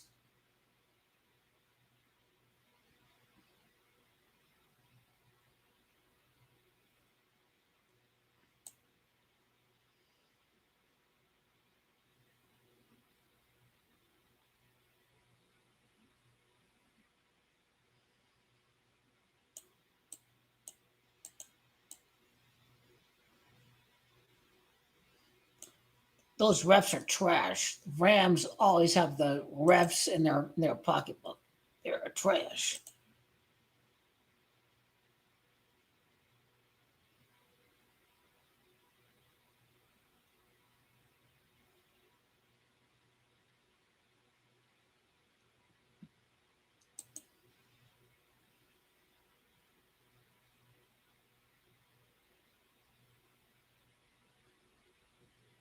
Does Texas play Georgia this year? It don't get any better than it don't get any bigger than the state of Texas beating Georgia.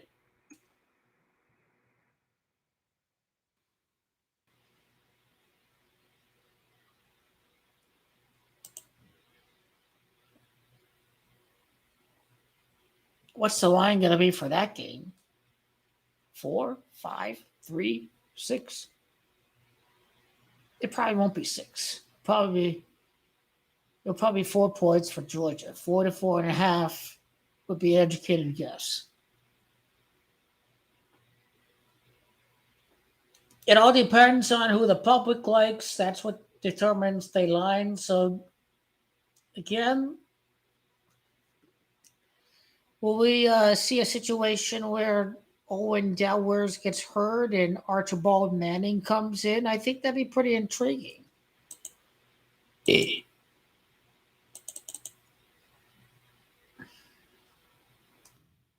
Texas, Georgia, head to head.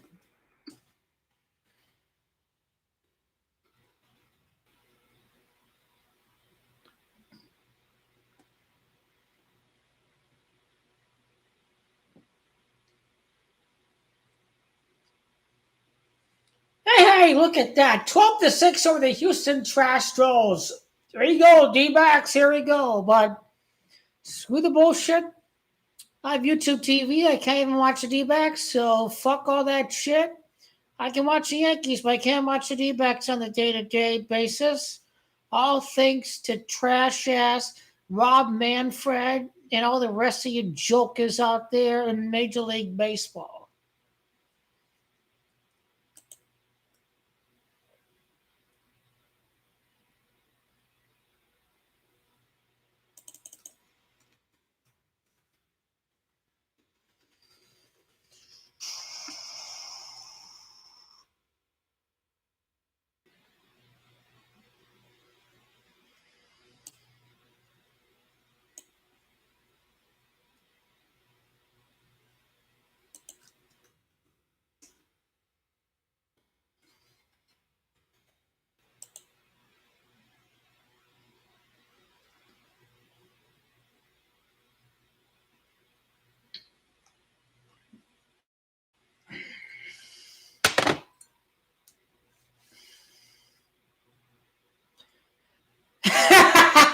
I know we were never going to beat Buffalo today.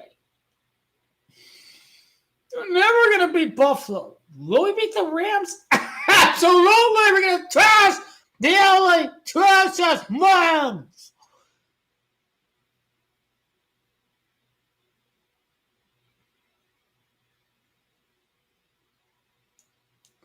We should beat the Rams. Coach Gannon and everybody, they can watch the game on Peacock or on NBC, and they can watch the entire game on the plane flight back.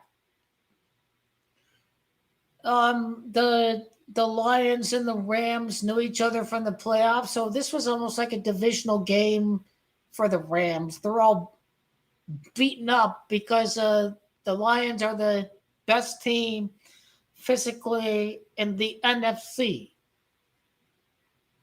Lions are more physical than the Niners. The Niners could take a step back this year.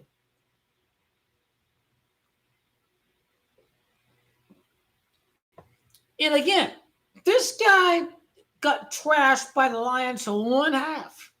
He had terrible throws against the Packers. He did a terrible job against the Ravens. Fuck him. Fuck Brock Purdy. He'll never win the Super Bowl. He's just another mediocre quarterback in 49er quarterback purgatory. There are only 2 great quarterbacks on the Niners. Joe Montana and Steve Young. Ever since the Niners went 5-0 in Super Bowls. Montana 4-0, Steve Young 1-0. 3 different quarterbacks, all 3 of them lost. All 3 of them are fraudulent, game managing, mediocre quarterbacks. Colin Kaepernick, porn star Jimmy Garoppolo,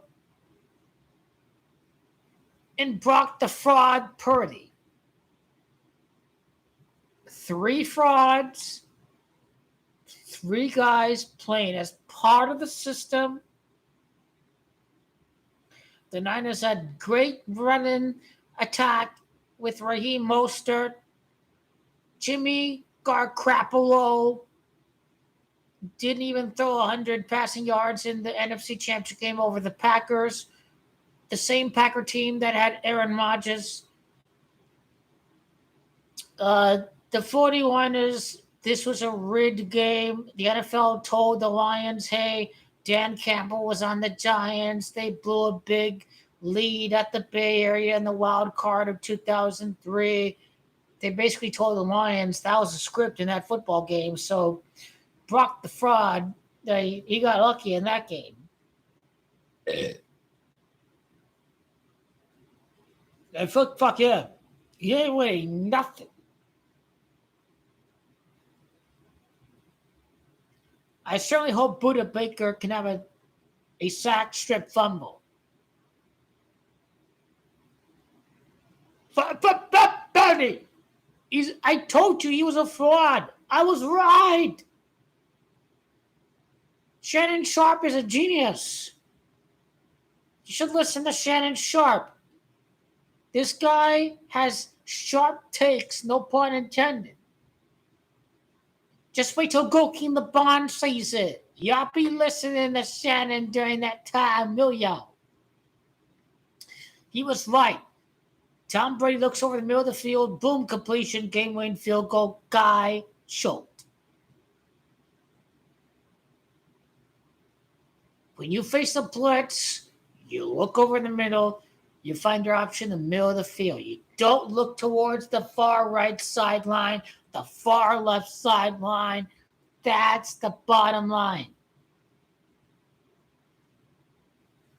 Yeah, regular season is garbage. I don't think that's what you expected me to say, but I can't wait till March, April, May, and June. Exactly. This is how it goes.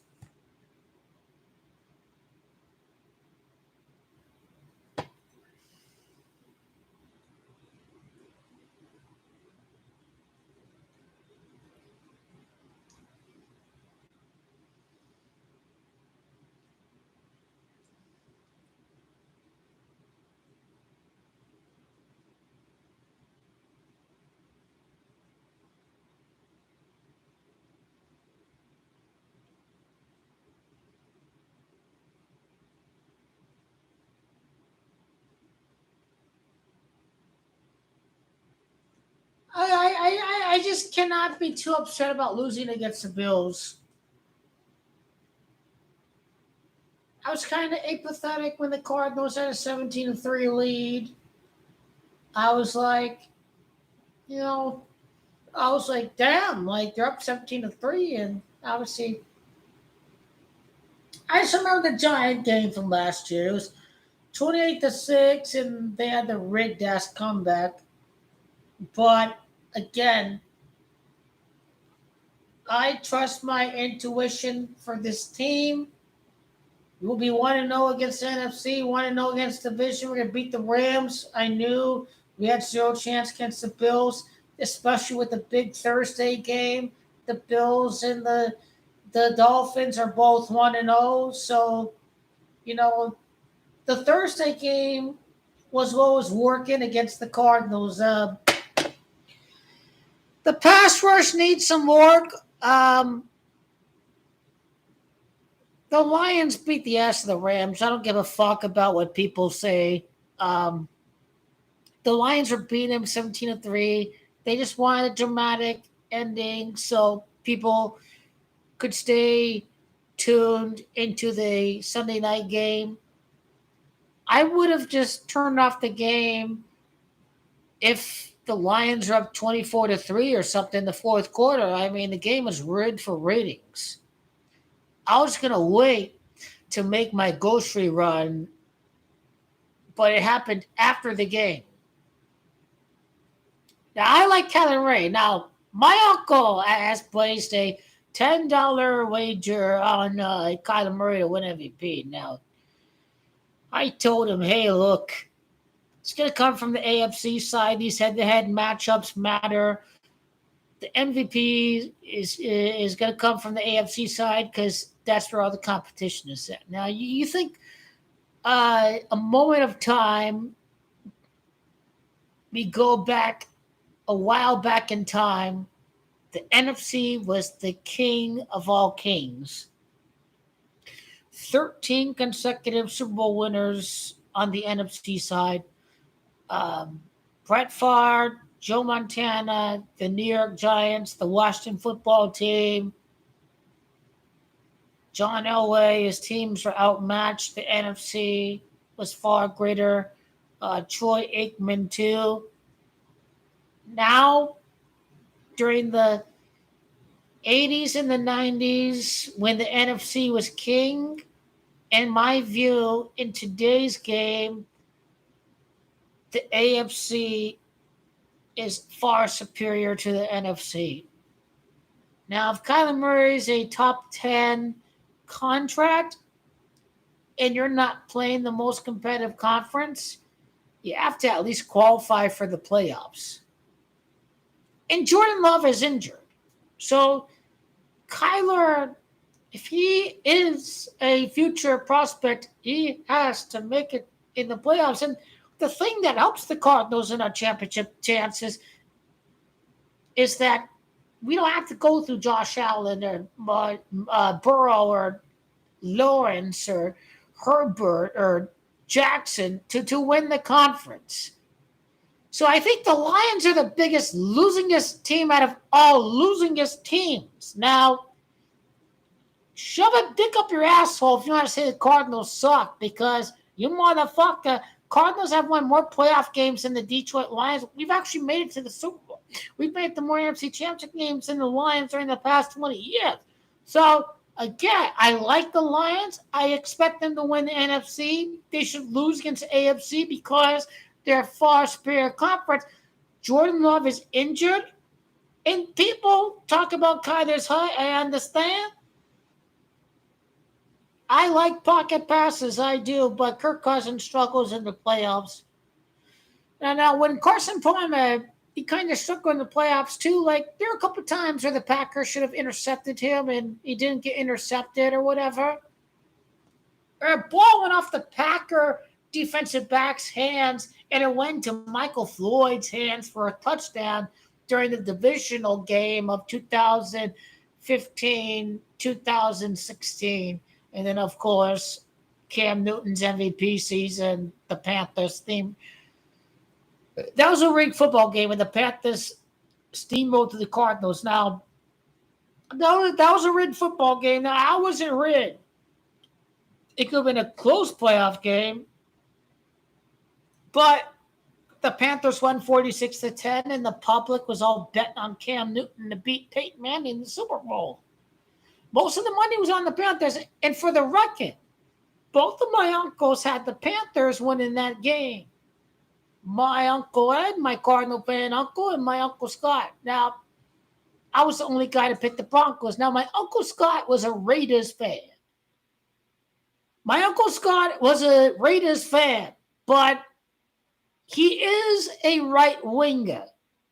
So when they started kneeling during 2019 and 2020, he stopped watching football because he's a snowflake. These right wingers are snowflakes. He stopped watching football. He just plays drums on Sundays and all that. He's just a right wing snowflake. It's pathetic.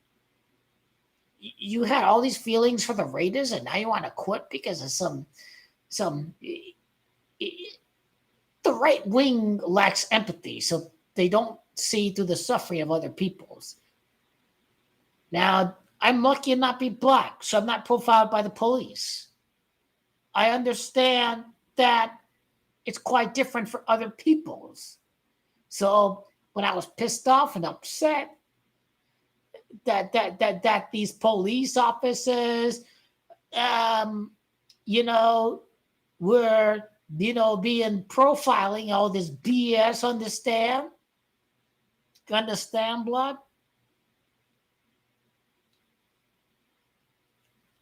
Because obviously they treat people differently based on the tone of their skin color. Now that's not what it should be.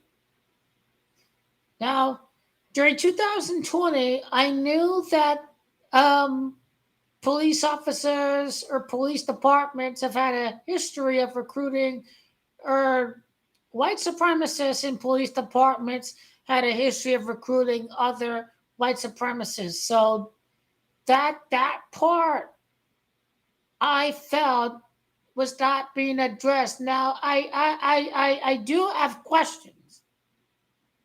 How much was done to during the past 4 years to reform police departments across America? Because that was such a big thing during 2020, but now we don't hear anything about that from the media. I'm like, has there been anything done out there to reform police departments? To hold scrutiny over hiring processes out there in so they're not recruiting white supremacists? So that we can judge everybody equally based on the whole weight of the law and not based on if they're black or they're white or if they're green or if they're an alien, you understand?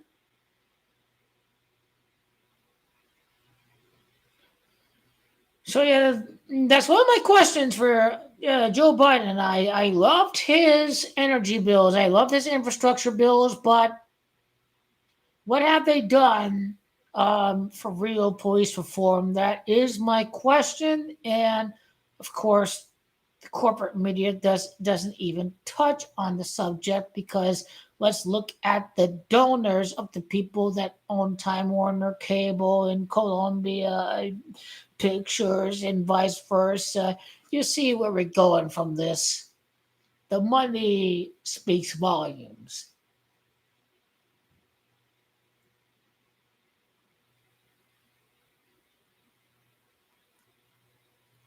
Now, when we fight, I agree, and we cannot have a second term of Donald Trump. I agree.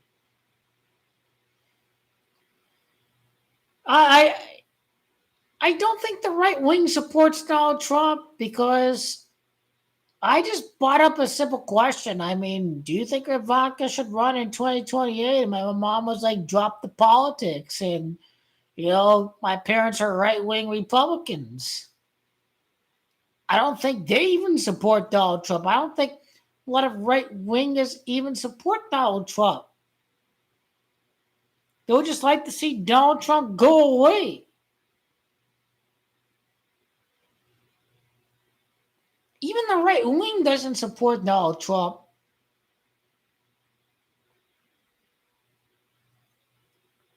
My right wing uncle Raider fan who stopped watching football because of the kneeling of the anthem and all that. He's not sending the emails about Donald Trump or all this stuff against the blacks and the protests. It's like these people are genuinely tired of Donald Trump. The right wing is tired of Donald Trump. I'm not talking about the politicians. Even the voters are sick and tired of Donald Trump.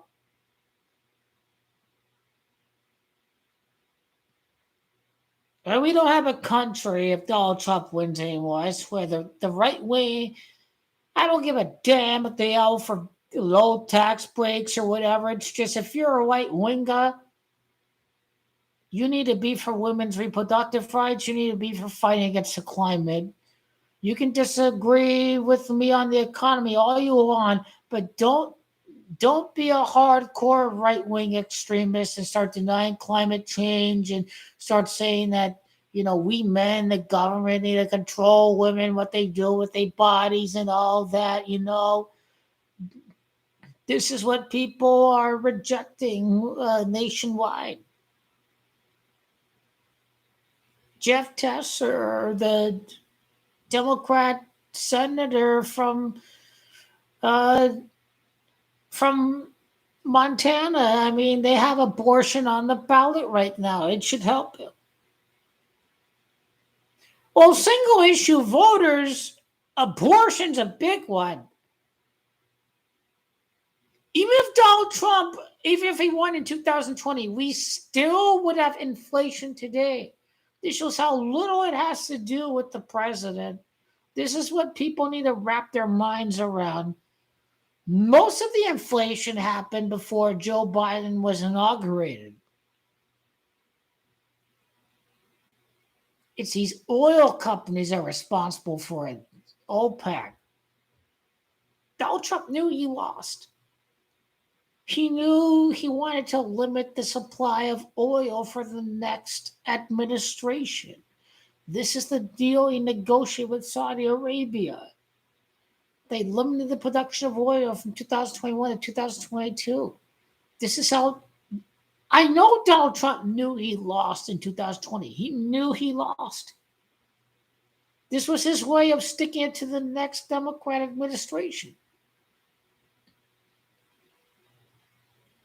The public is not going to know any better. They're going to blame spending and the liberals and all that nonsense.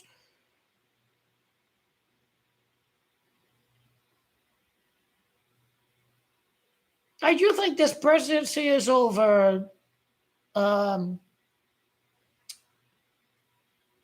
think the Democrats have to win the House and the Senate because it's so polarized and it's so partisan that nothing gets done unless if the presiding party has power over both chambers of Congress. Now, the Republican Party are a bunch of terrorists. All they care about is tax breaks for the wealthy. So they definitely got what they wanted back in 2017. They didn't pass a better healthcare plan for Obamacare. So the right wing is a con. At least what we've seen with Biden is that he passed a bipartisan infrastructure bill and Joe Biden passed a Green New Deal that's going to create future green jobs in America. Now, it all depends on what the Republican governors want to do with the money that they're allocated from the federal government. If the Republican governors are going to sabotage the money and what it should be spent for.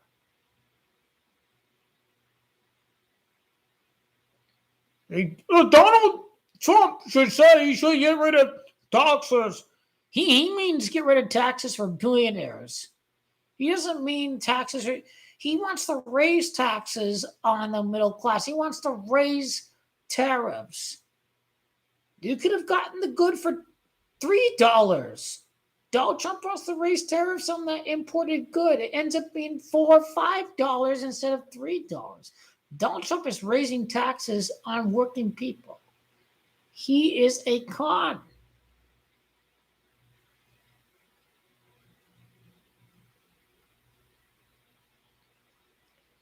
You have to ask why so many billionaires support Donald Trump in the first place. These guys are all getting the tax break with Donald Trump. Donald Trump has contempt for working people. He didn't want them anywhere near his Mar-a-Lago building. That's not the kind of guy you want to represent you and I. Not by any means whatsoever. You see, that's why he's going to lose because the Republican Party, Nikki Haley said, whoever retires or 80-year-old candidate is going to win the election. Well, Joe Biden was retired. Republican Party out to retire Donald Trump. Because it'd be a far more competitive election if the Republican Party ran anyone but Donald Trump. But it's a quote. These people are brainwashed. They're completely deluded.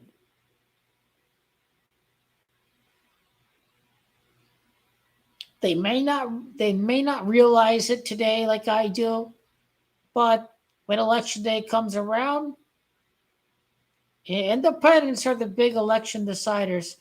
The independents do not want election deniers. They don't want these people denying the outcomes of the elections. These people are lunatics, is what they are. Well, yeah, well, Donald Trump, he donated to Kamala Harris. She didn't prosecute his Trump University. So, yeah, Kamala Harris is a one-term president because she she allowed Donald Trump to get away with his high crimes. Because she was Attorney General of California. Trump University was in California. Donald Trump, he donated Kamala Harris, the Attorney General, so she doesn't prosecute his fraudulent Trump University practices.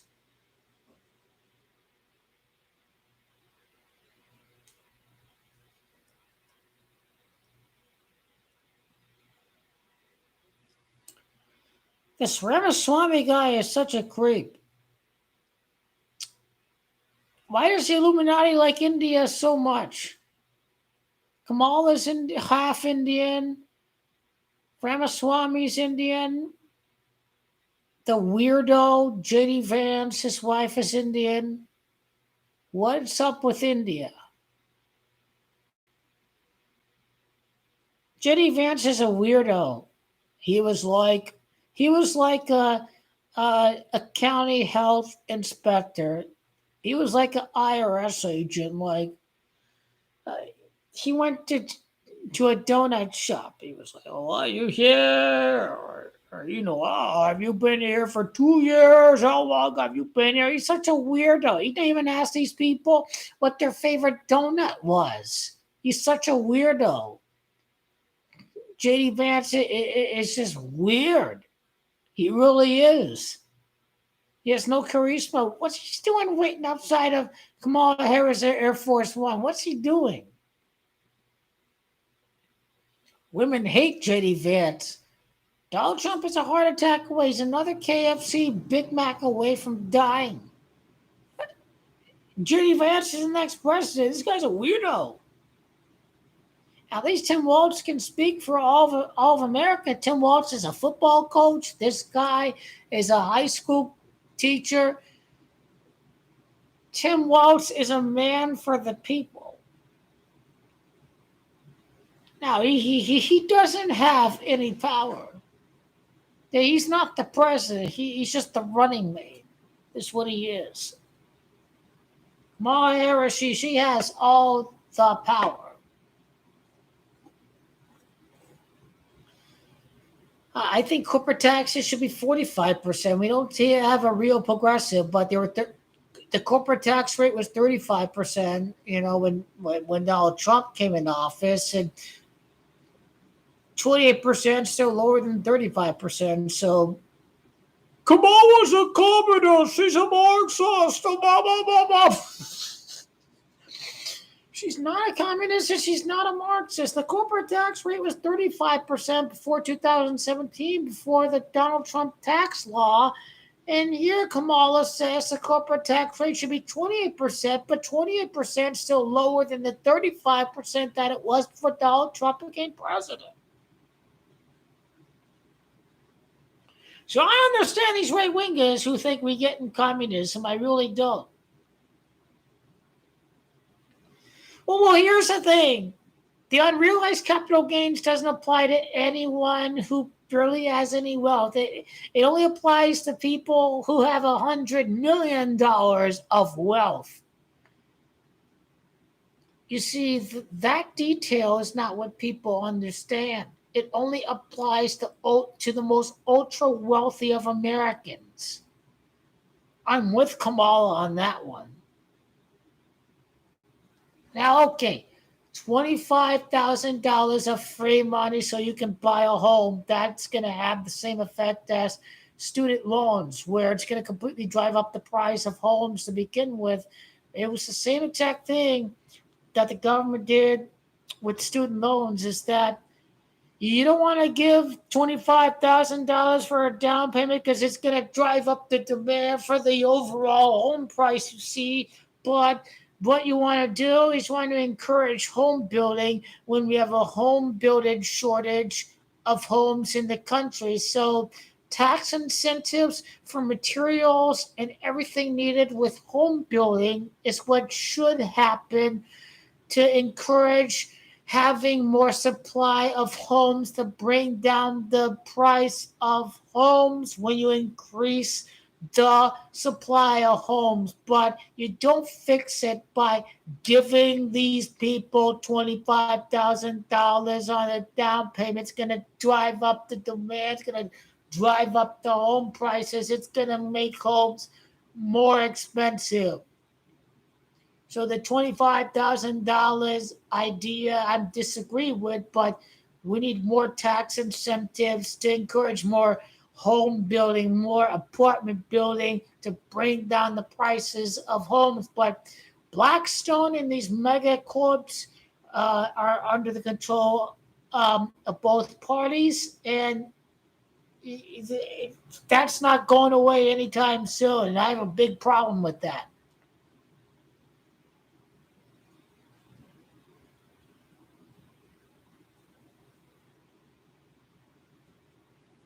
Exactly, exactly.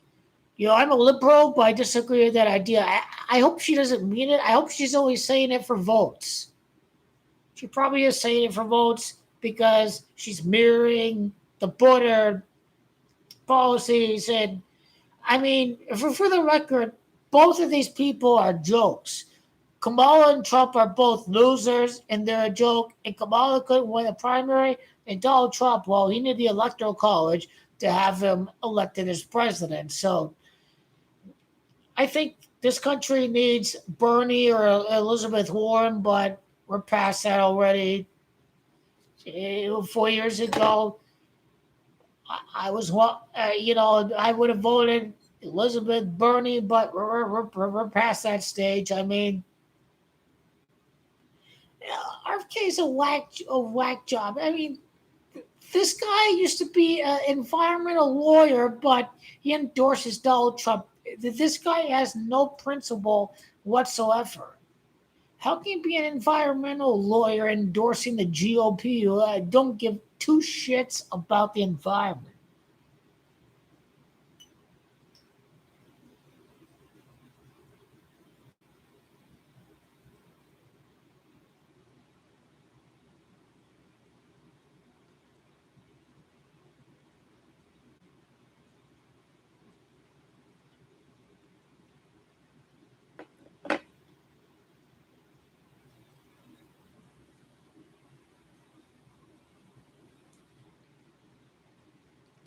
But yeah, I never liked Kamala back in 2019 and 2020.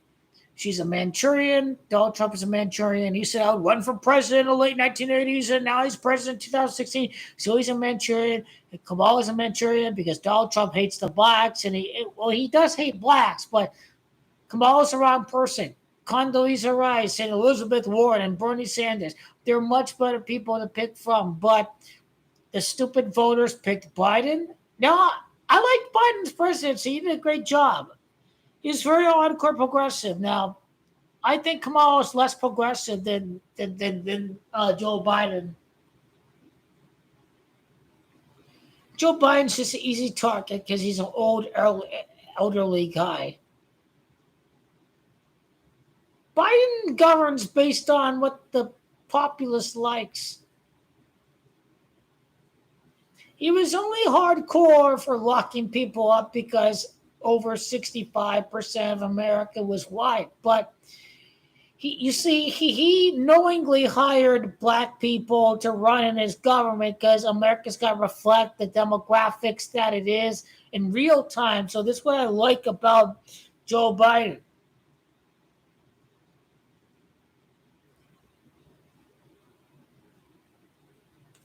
See, Democrats have real ideas. I agree. Goat Keelan James should run for president, and I would vote for Goat Keelan James if he were running for president.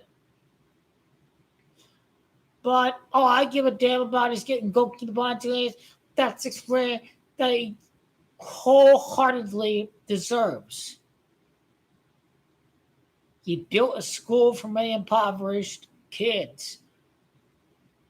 He knows how to set change into action. That's what I like about Goki LeBron James. People are bigots, they're hate mongers. Oh, the graduation rate was low for Goki LeBron James schools. Well, at least is enrolling kids in these schools, and he wants them to graduate. At least he's looking to change the current person. That's what I like about Goki LeBron James, is that he at least tries to set an example.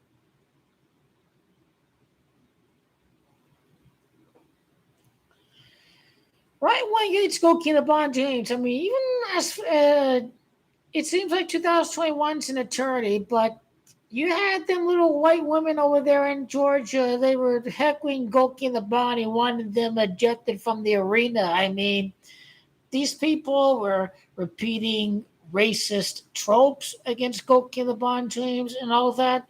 You don't want to listen to that crap when you're playing basketball. You want to keep it stick to basketball. Stick to heckling your playing style, whatever. Don't heckle your mother, your children, your wife, anything personal with the basketball player.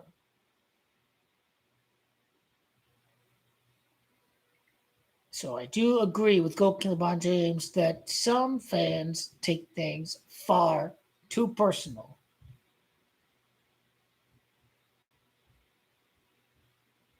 By God Almighty, by God's will, Goki LeBron James get the fifth and the sixth ring. And it's by design that he goes 4 years without winning a ring, because we're supposed to brainwash the public. I can't say illuminate. To illuminate the public would tell them that he's not supposed to win right now, because he's supposed to repeat for it to fall in the 23rd season in the NBA. Well, I appreciate it because, the black people out there, they're crying for white people to show some empathy for the suffering. And that's what we need to foster the change. And as a liberal, it's not, I get my way, screw the rest. If I'm affected, that's the only thing that matters. It's when we're concerned about the governing of the country, it's about how is it affecting all of the people, not just my racial group, but about all racial groups out there. So I think liberals have a better sense of empathy, and Republicans are only looking at themselves and their wallet books and all of that.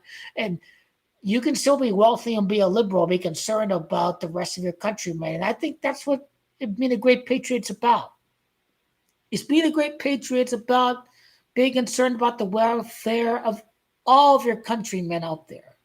Not just yourself, not just your sub-racial group, but being concerned about the well-being about all of your country people, all of your countrymen, all of your countrywomen.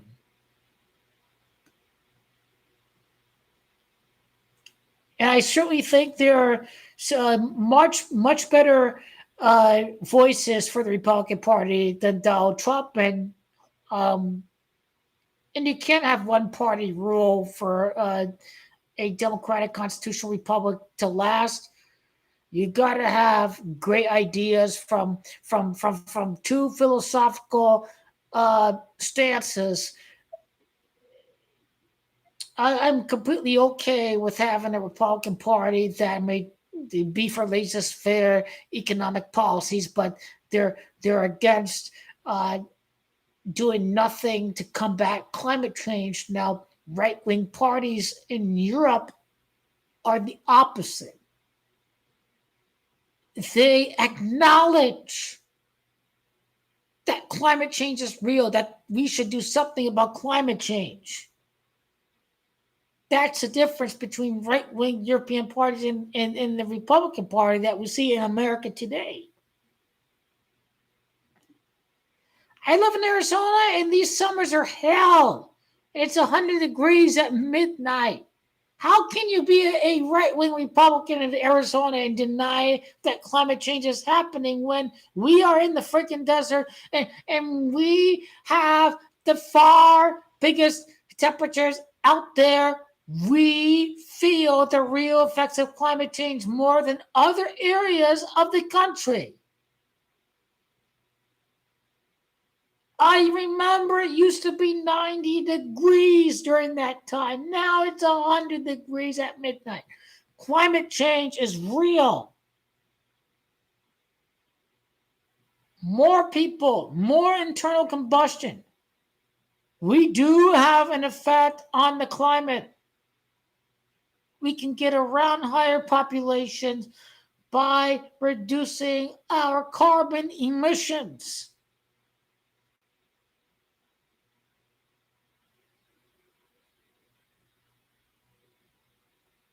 Climate change is real. It's both global warming and it's both climate change.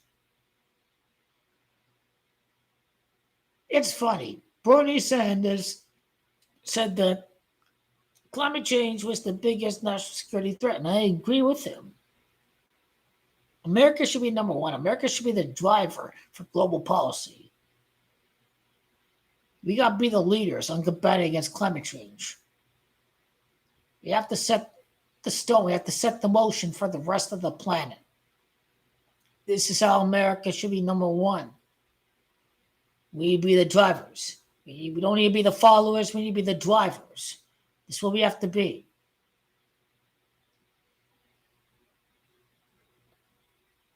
We need to trust science and go by science.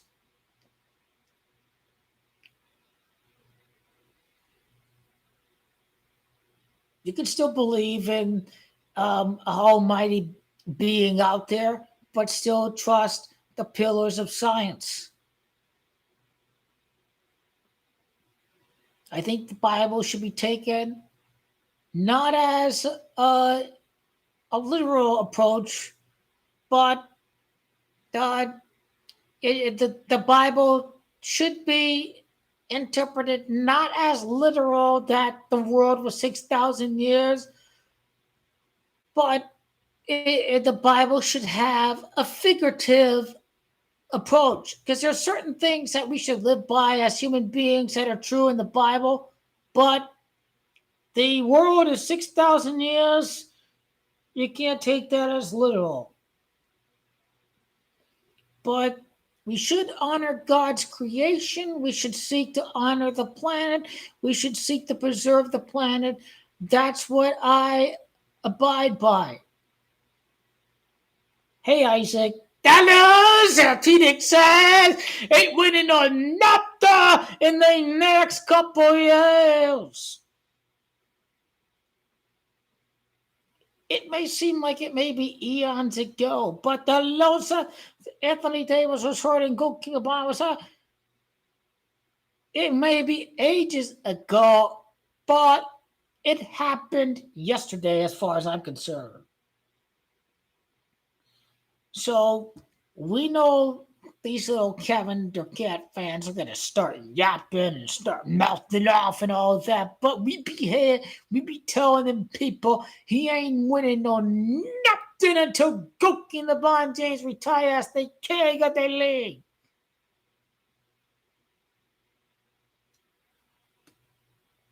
Not this year. In the next 4 years, he will. Loser Suns are a joke. Kobe hated the loser Phoenix Suns. He hated the loser Phoenix Suns. He hated the loser Phoenix Suns. Kobe hated the loser Phoenix Suns because Kobe was up 3-1 against the Suns in I think it's 2006, 2007.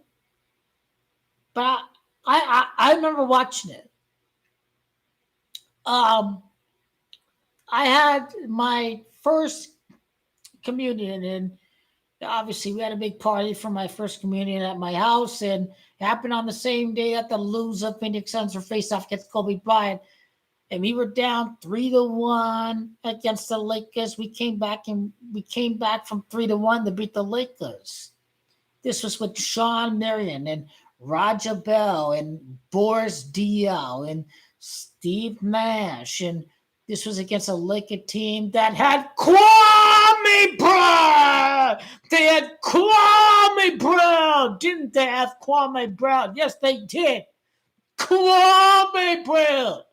Kwame Brown, Kwame Brown, Lamar Odom, Andrew Bynum, Smush Parker, all the man out there came back from 3-1 to beat them team in Game 7. And the garbage refs and the San Antonio Spurs and the Red NBA and the Red International Fair, you see, Suns are all one, man.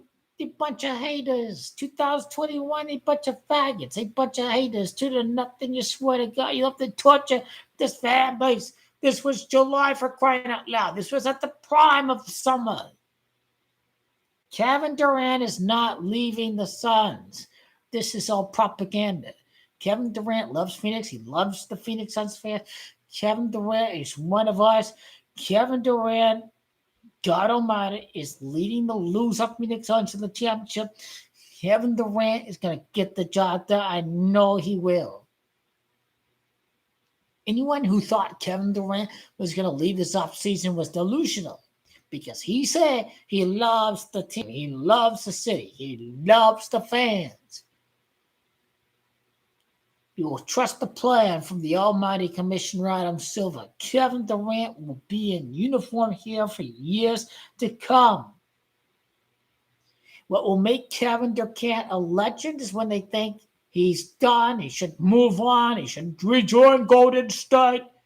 Kevin Durant with Devin Booker.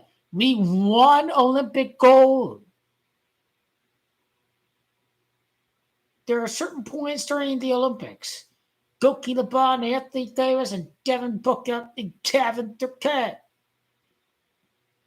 The Phoenix Suns and the LA Lakers have prime NBA talent.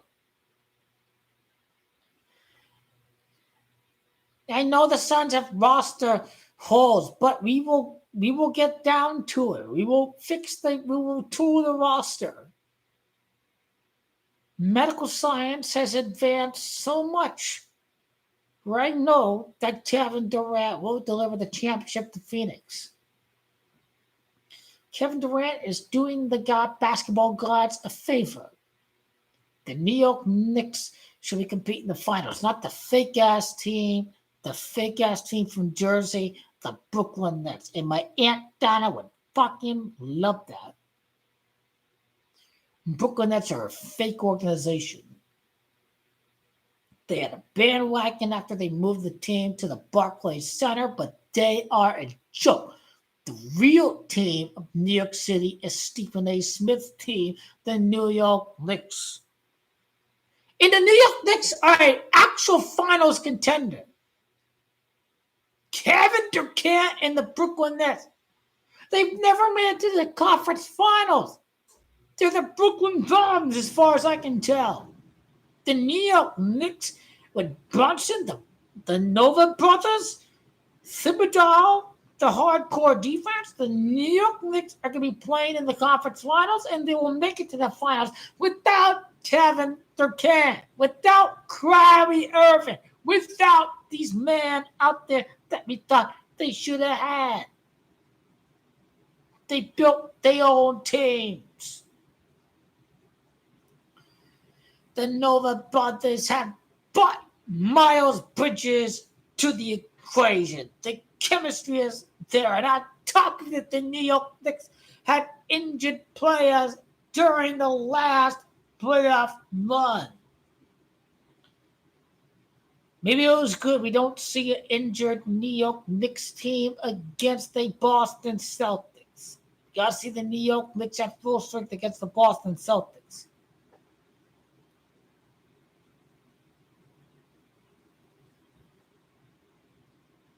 I know the Knicks will be up against the Lakers. Josh Hart's a former Laker. Josh Hart should still be there.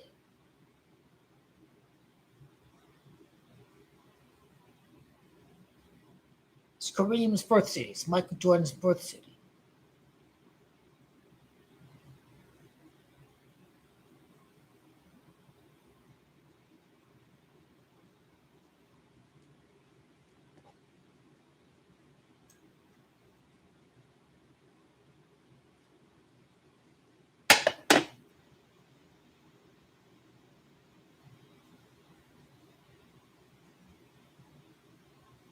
Still think the Indiana Pacers make sense against the LA Clippers. We'll find out. It's not like Celtics and Knicks play every year. It's not the NBA environment we're living under. Tyrese Halliburton did get injured in the conference finals last year, if I'm not mistaken. You don't see Paul George against the Pacers, but I think Kawhi was drafted by Indiana.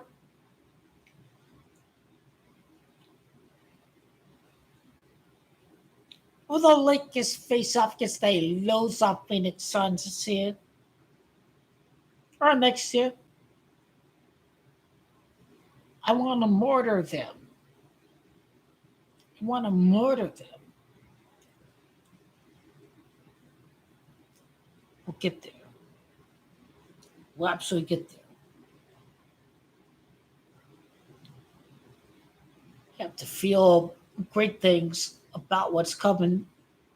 The Lions don't have a psychological scar to blow a 17-point lead and lose the game against the Rams. The Lions can overcome the bullshit.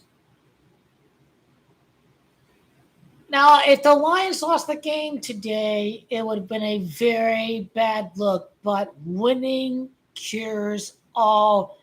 All that matters is what the scoreboard says at the end of 60 or 60 plus minutes. This home field is going to be a big factor for the Detroit Lions.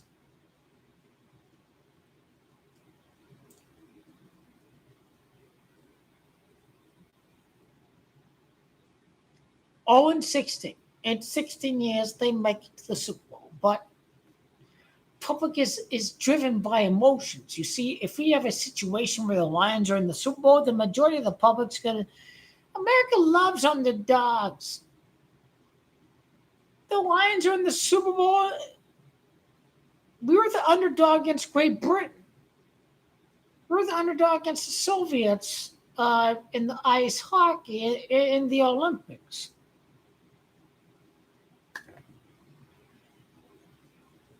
This would have been an all-time Cinderella ending if the 9-7 Cardinals won the Super Bowl in 2009. An NFL championship game. I was so close to seeing my team win the championship. We had a 23-20 lead over the Steelers.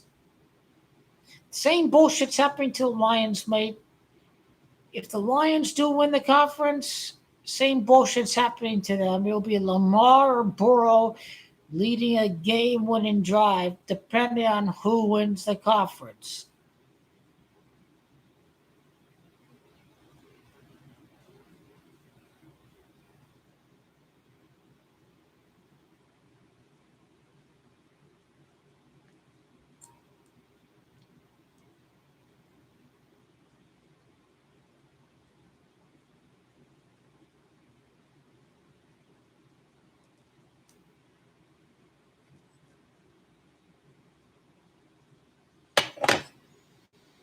Then Michael Penix taking over Kirk Cousins. This makes the Eagles Falcons game. Well, some picks were subject to change, and after week one, I did well changing from the Broncos to the Sea Chickens, and I just wish they never said anything about Deshaun Watson's dad died. I think the main problem with Deshaun Watson's dad is that he never had a relationship with him. So it didn't mean anything because Deshaun Watson, he never had a relationship with his dad. So if there's a reason why Deshaun didn't win after his dad's death, that's because he never had a relationship with him. So it really doesn't mean anything personally for him. But so regardless, he is a rapist. He is a creep. He's a piece of garbage. I don't give a damn about the Cowboys. Their fans are a joke. They're obnoxious. Blah, blah, blah. But Deshaun Watson is a creepy rapist. Dak Prescott don't rape no women, you see. So let's get our priorities straight, shall we? Deshaun Watson is a rapist. He has an outrageous contract with the Cleveland Clowns. I trust Trevor Lawrence to defeat the Cleveland Clowns in their rapist quarterback and all they pieces of garbage on their team.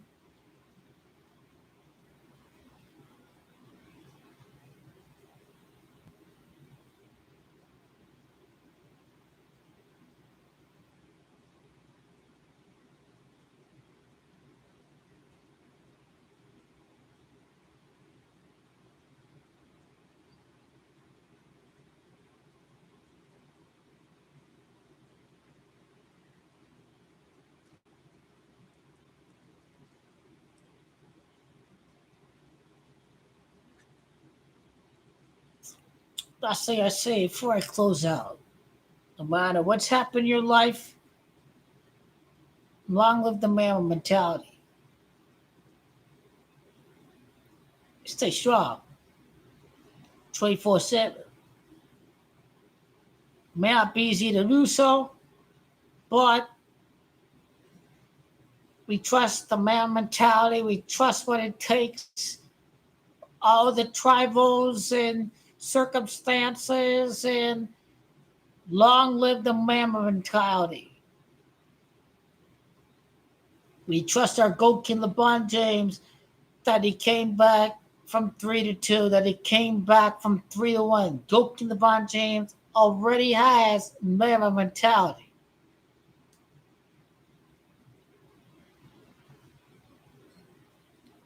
We live life, and we're here at this current day right now to witness pure basketball euphoria. There's no greater euphoria than seeing the greatest player ever at 4 years of age win back-to-back championships.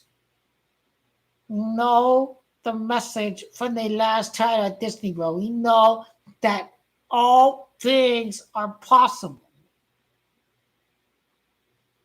It ain't never over till it's over. We know the great motivator Black Amber was. We know what Goki LeBron has told the fan out there that he will cry when he wins another championship. We know it's been a real struggle for Goki LeBron James. We know there's a lot of unconstructive criticism that's completely unfair on Goki LeBron James. Some things come down to the organizational support and structure. We will never abandon our GOAT. We will never ever abandon our king. We will never abandon our GOAT of all GOATs in the game of the NBA. I know what kind of team we'd be capable of in the conference finals against the Denver Nuggets.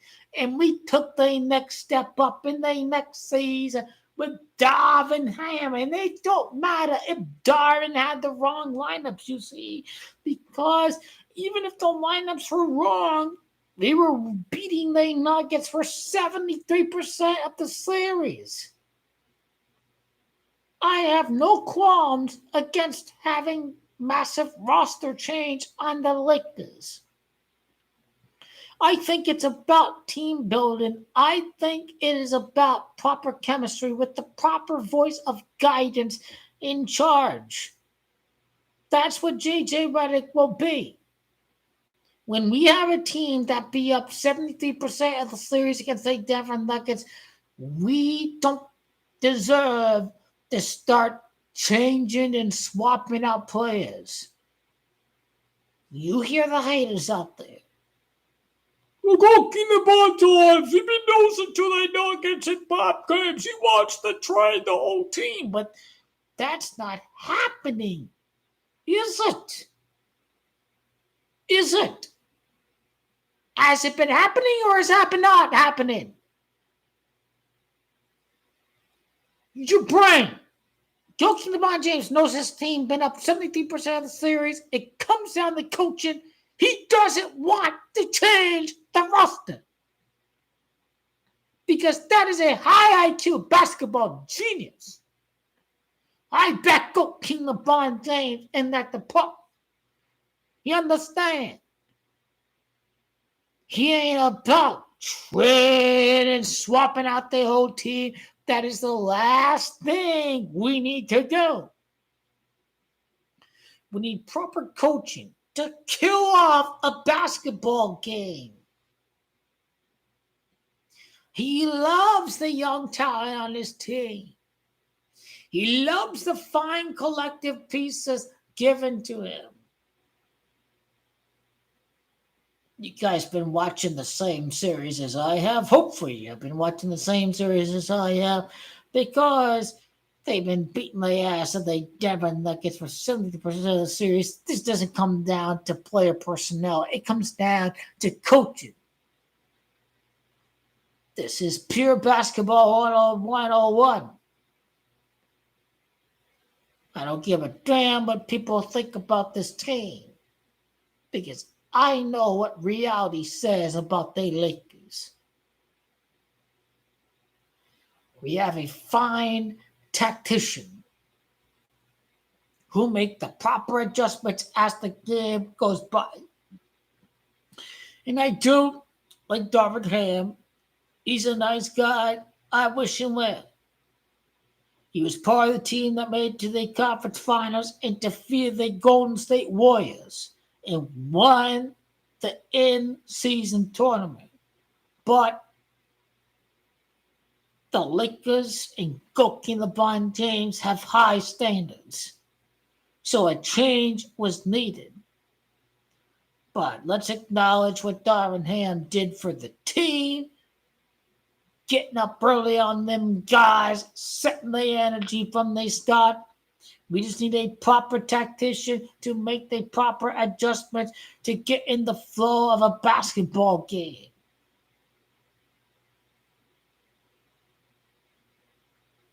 So I think the Lakers gunning up and getting a quick start.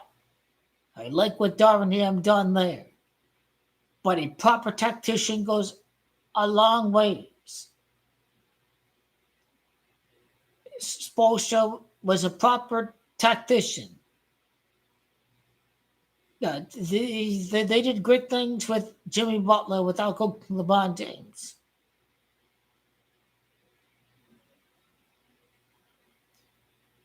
The Lakers should be leaders. They should be drivers.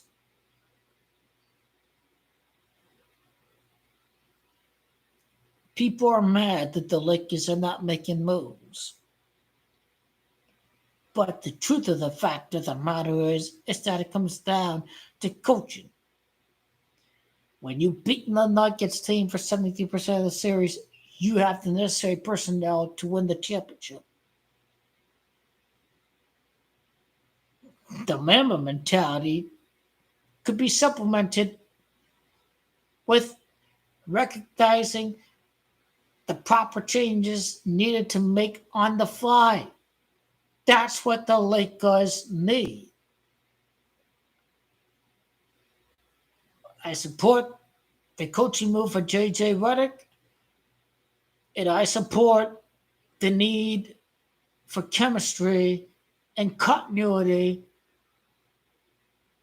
and being on the same page when we're working with the same personnel from the last season. Now, what will electrify, accelerate the process? Vincent will be on the court. Christian Wood is back. He believes in the mission. He knows his team is good enough to win. We have a lot of continuity with each other. People think we suck, but we don't. We've beaten every team except for the Kings last year. I've seen progress from Max Christie. I've seen progress from this team. We have a proper game plan to give whatever is in our way a proper whip-ass lesson.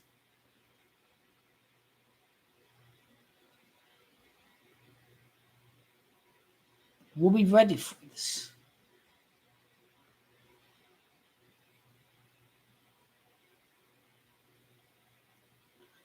Let me repeat. The Laker roster right here does not suck. It needs proper guidance.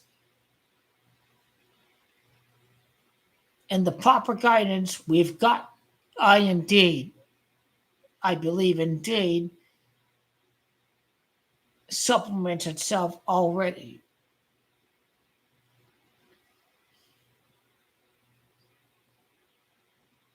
We have a real team. I wouldn't trade for any roster out there. All of them as clowns saying we should bring Stephen Curry, all this. Get the fuck out of here. This is not happening. We will beat any duo. We'll beat any 3-team with Goki, LeBron James, and Anthony Davis, and they proper players who will stay within the role on how to win a championship for a basketball team. This is how the Lakers are built upon. If Goki LeBron were the general manager, he would ship away Max Christie. Now, he's still here. He doesn't make all the decisions.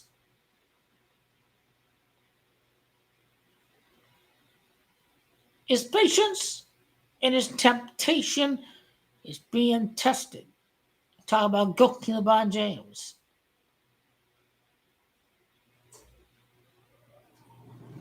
It's easy.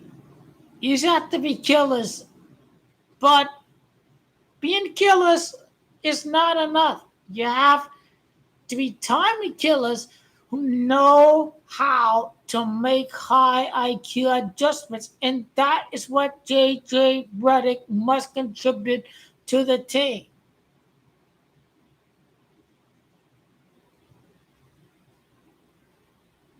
And he will make every adjustment on the fly.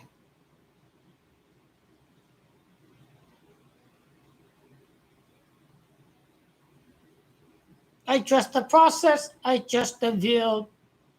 You will get there.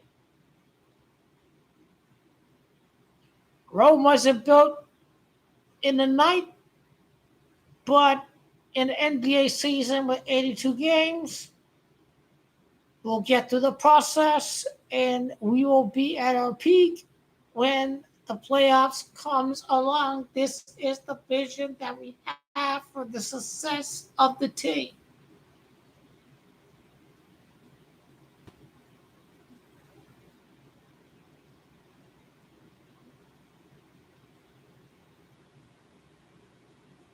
We will be witnessing history. You will all be ready for it.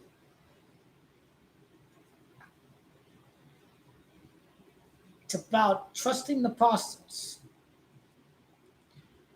I do the trust the process at every point during our way to glory.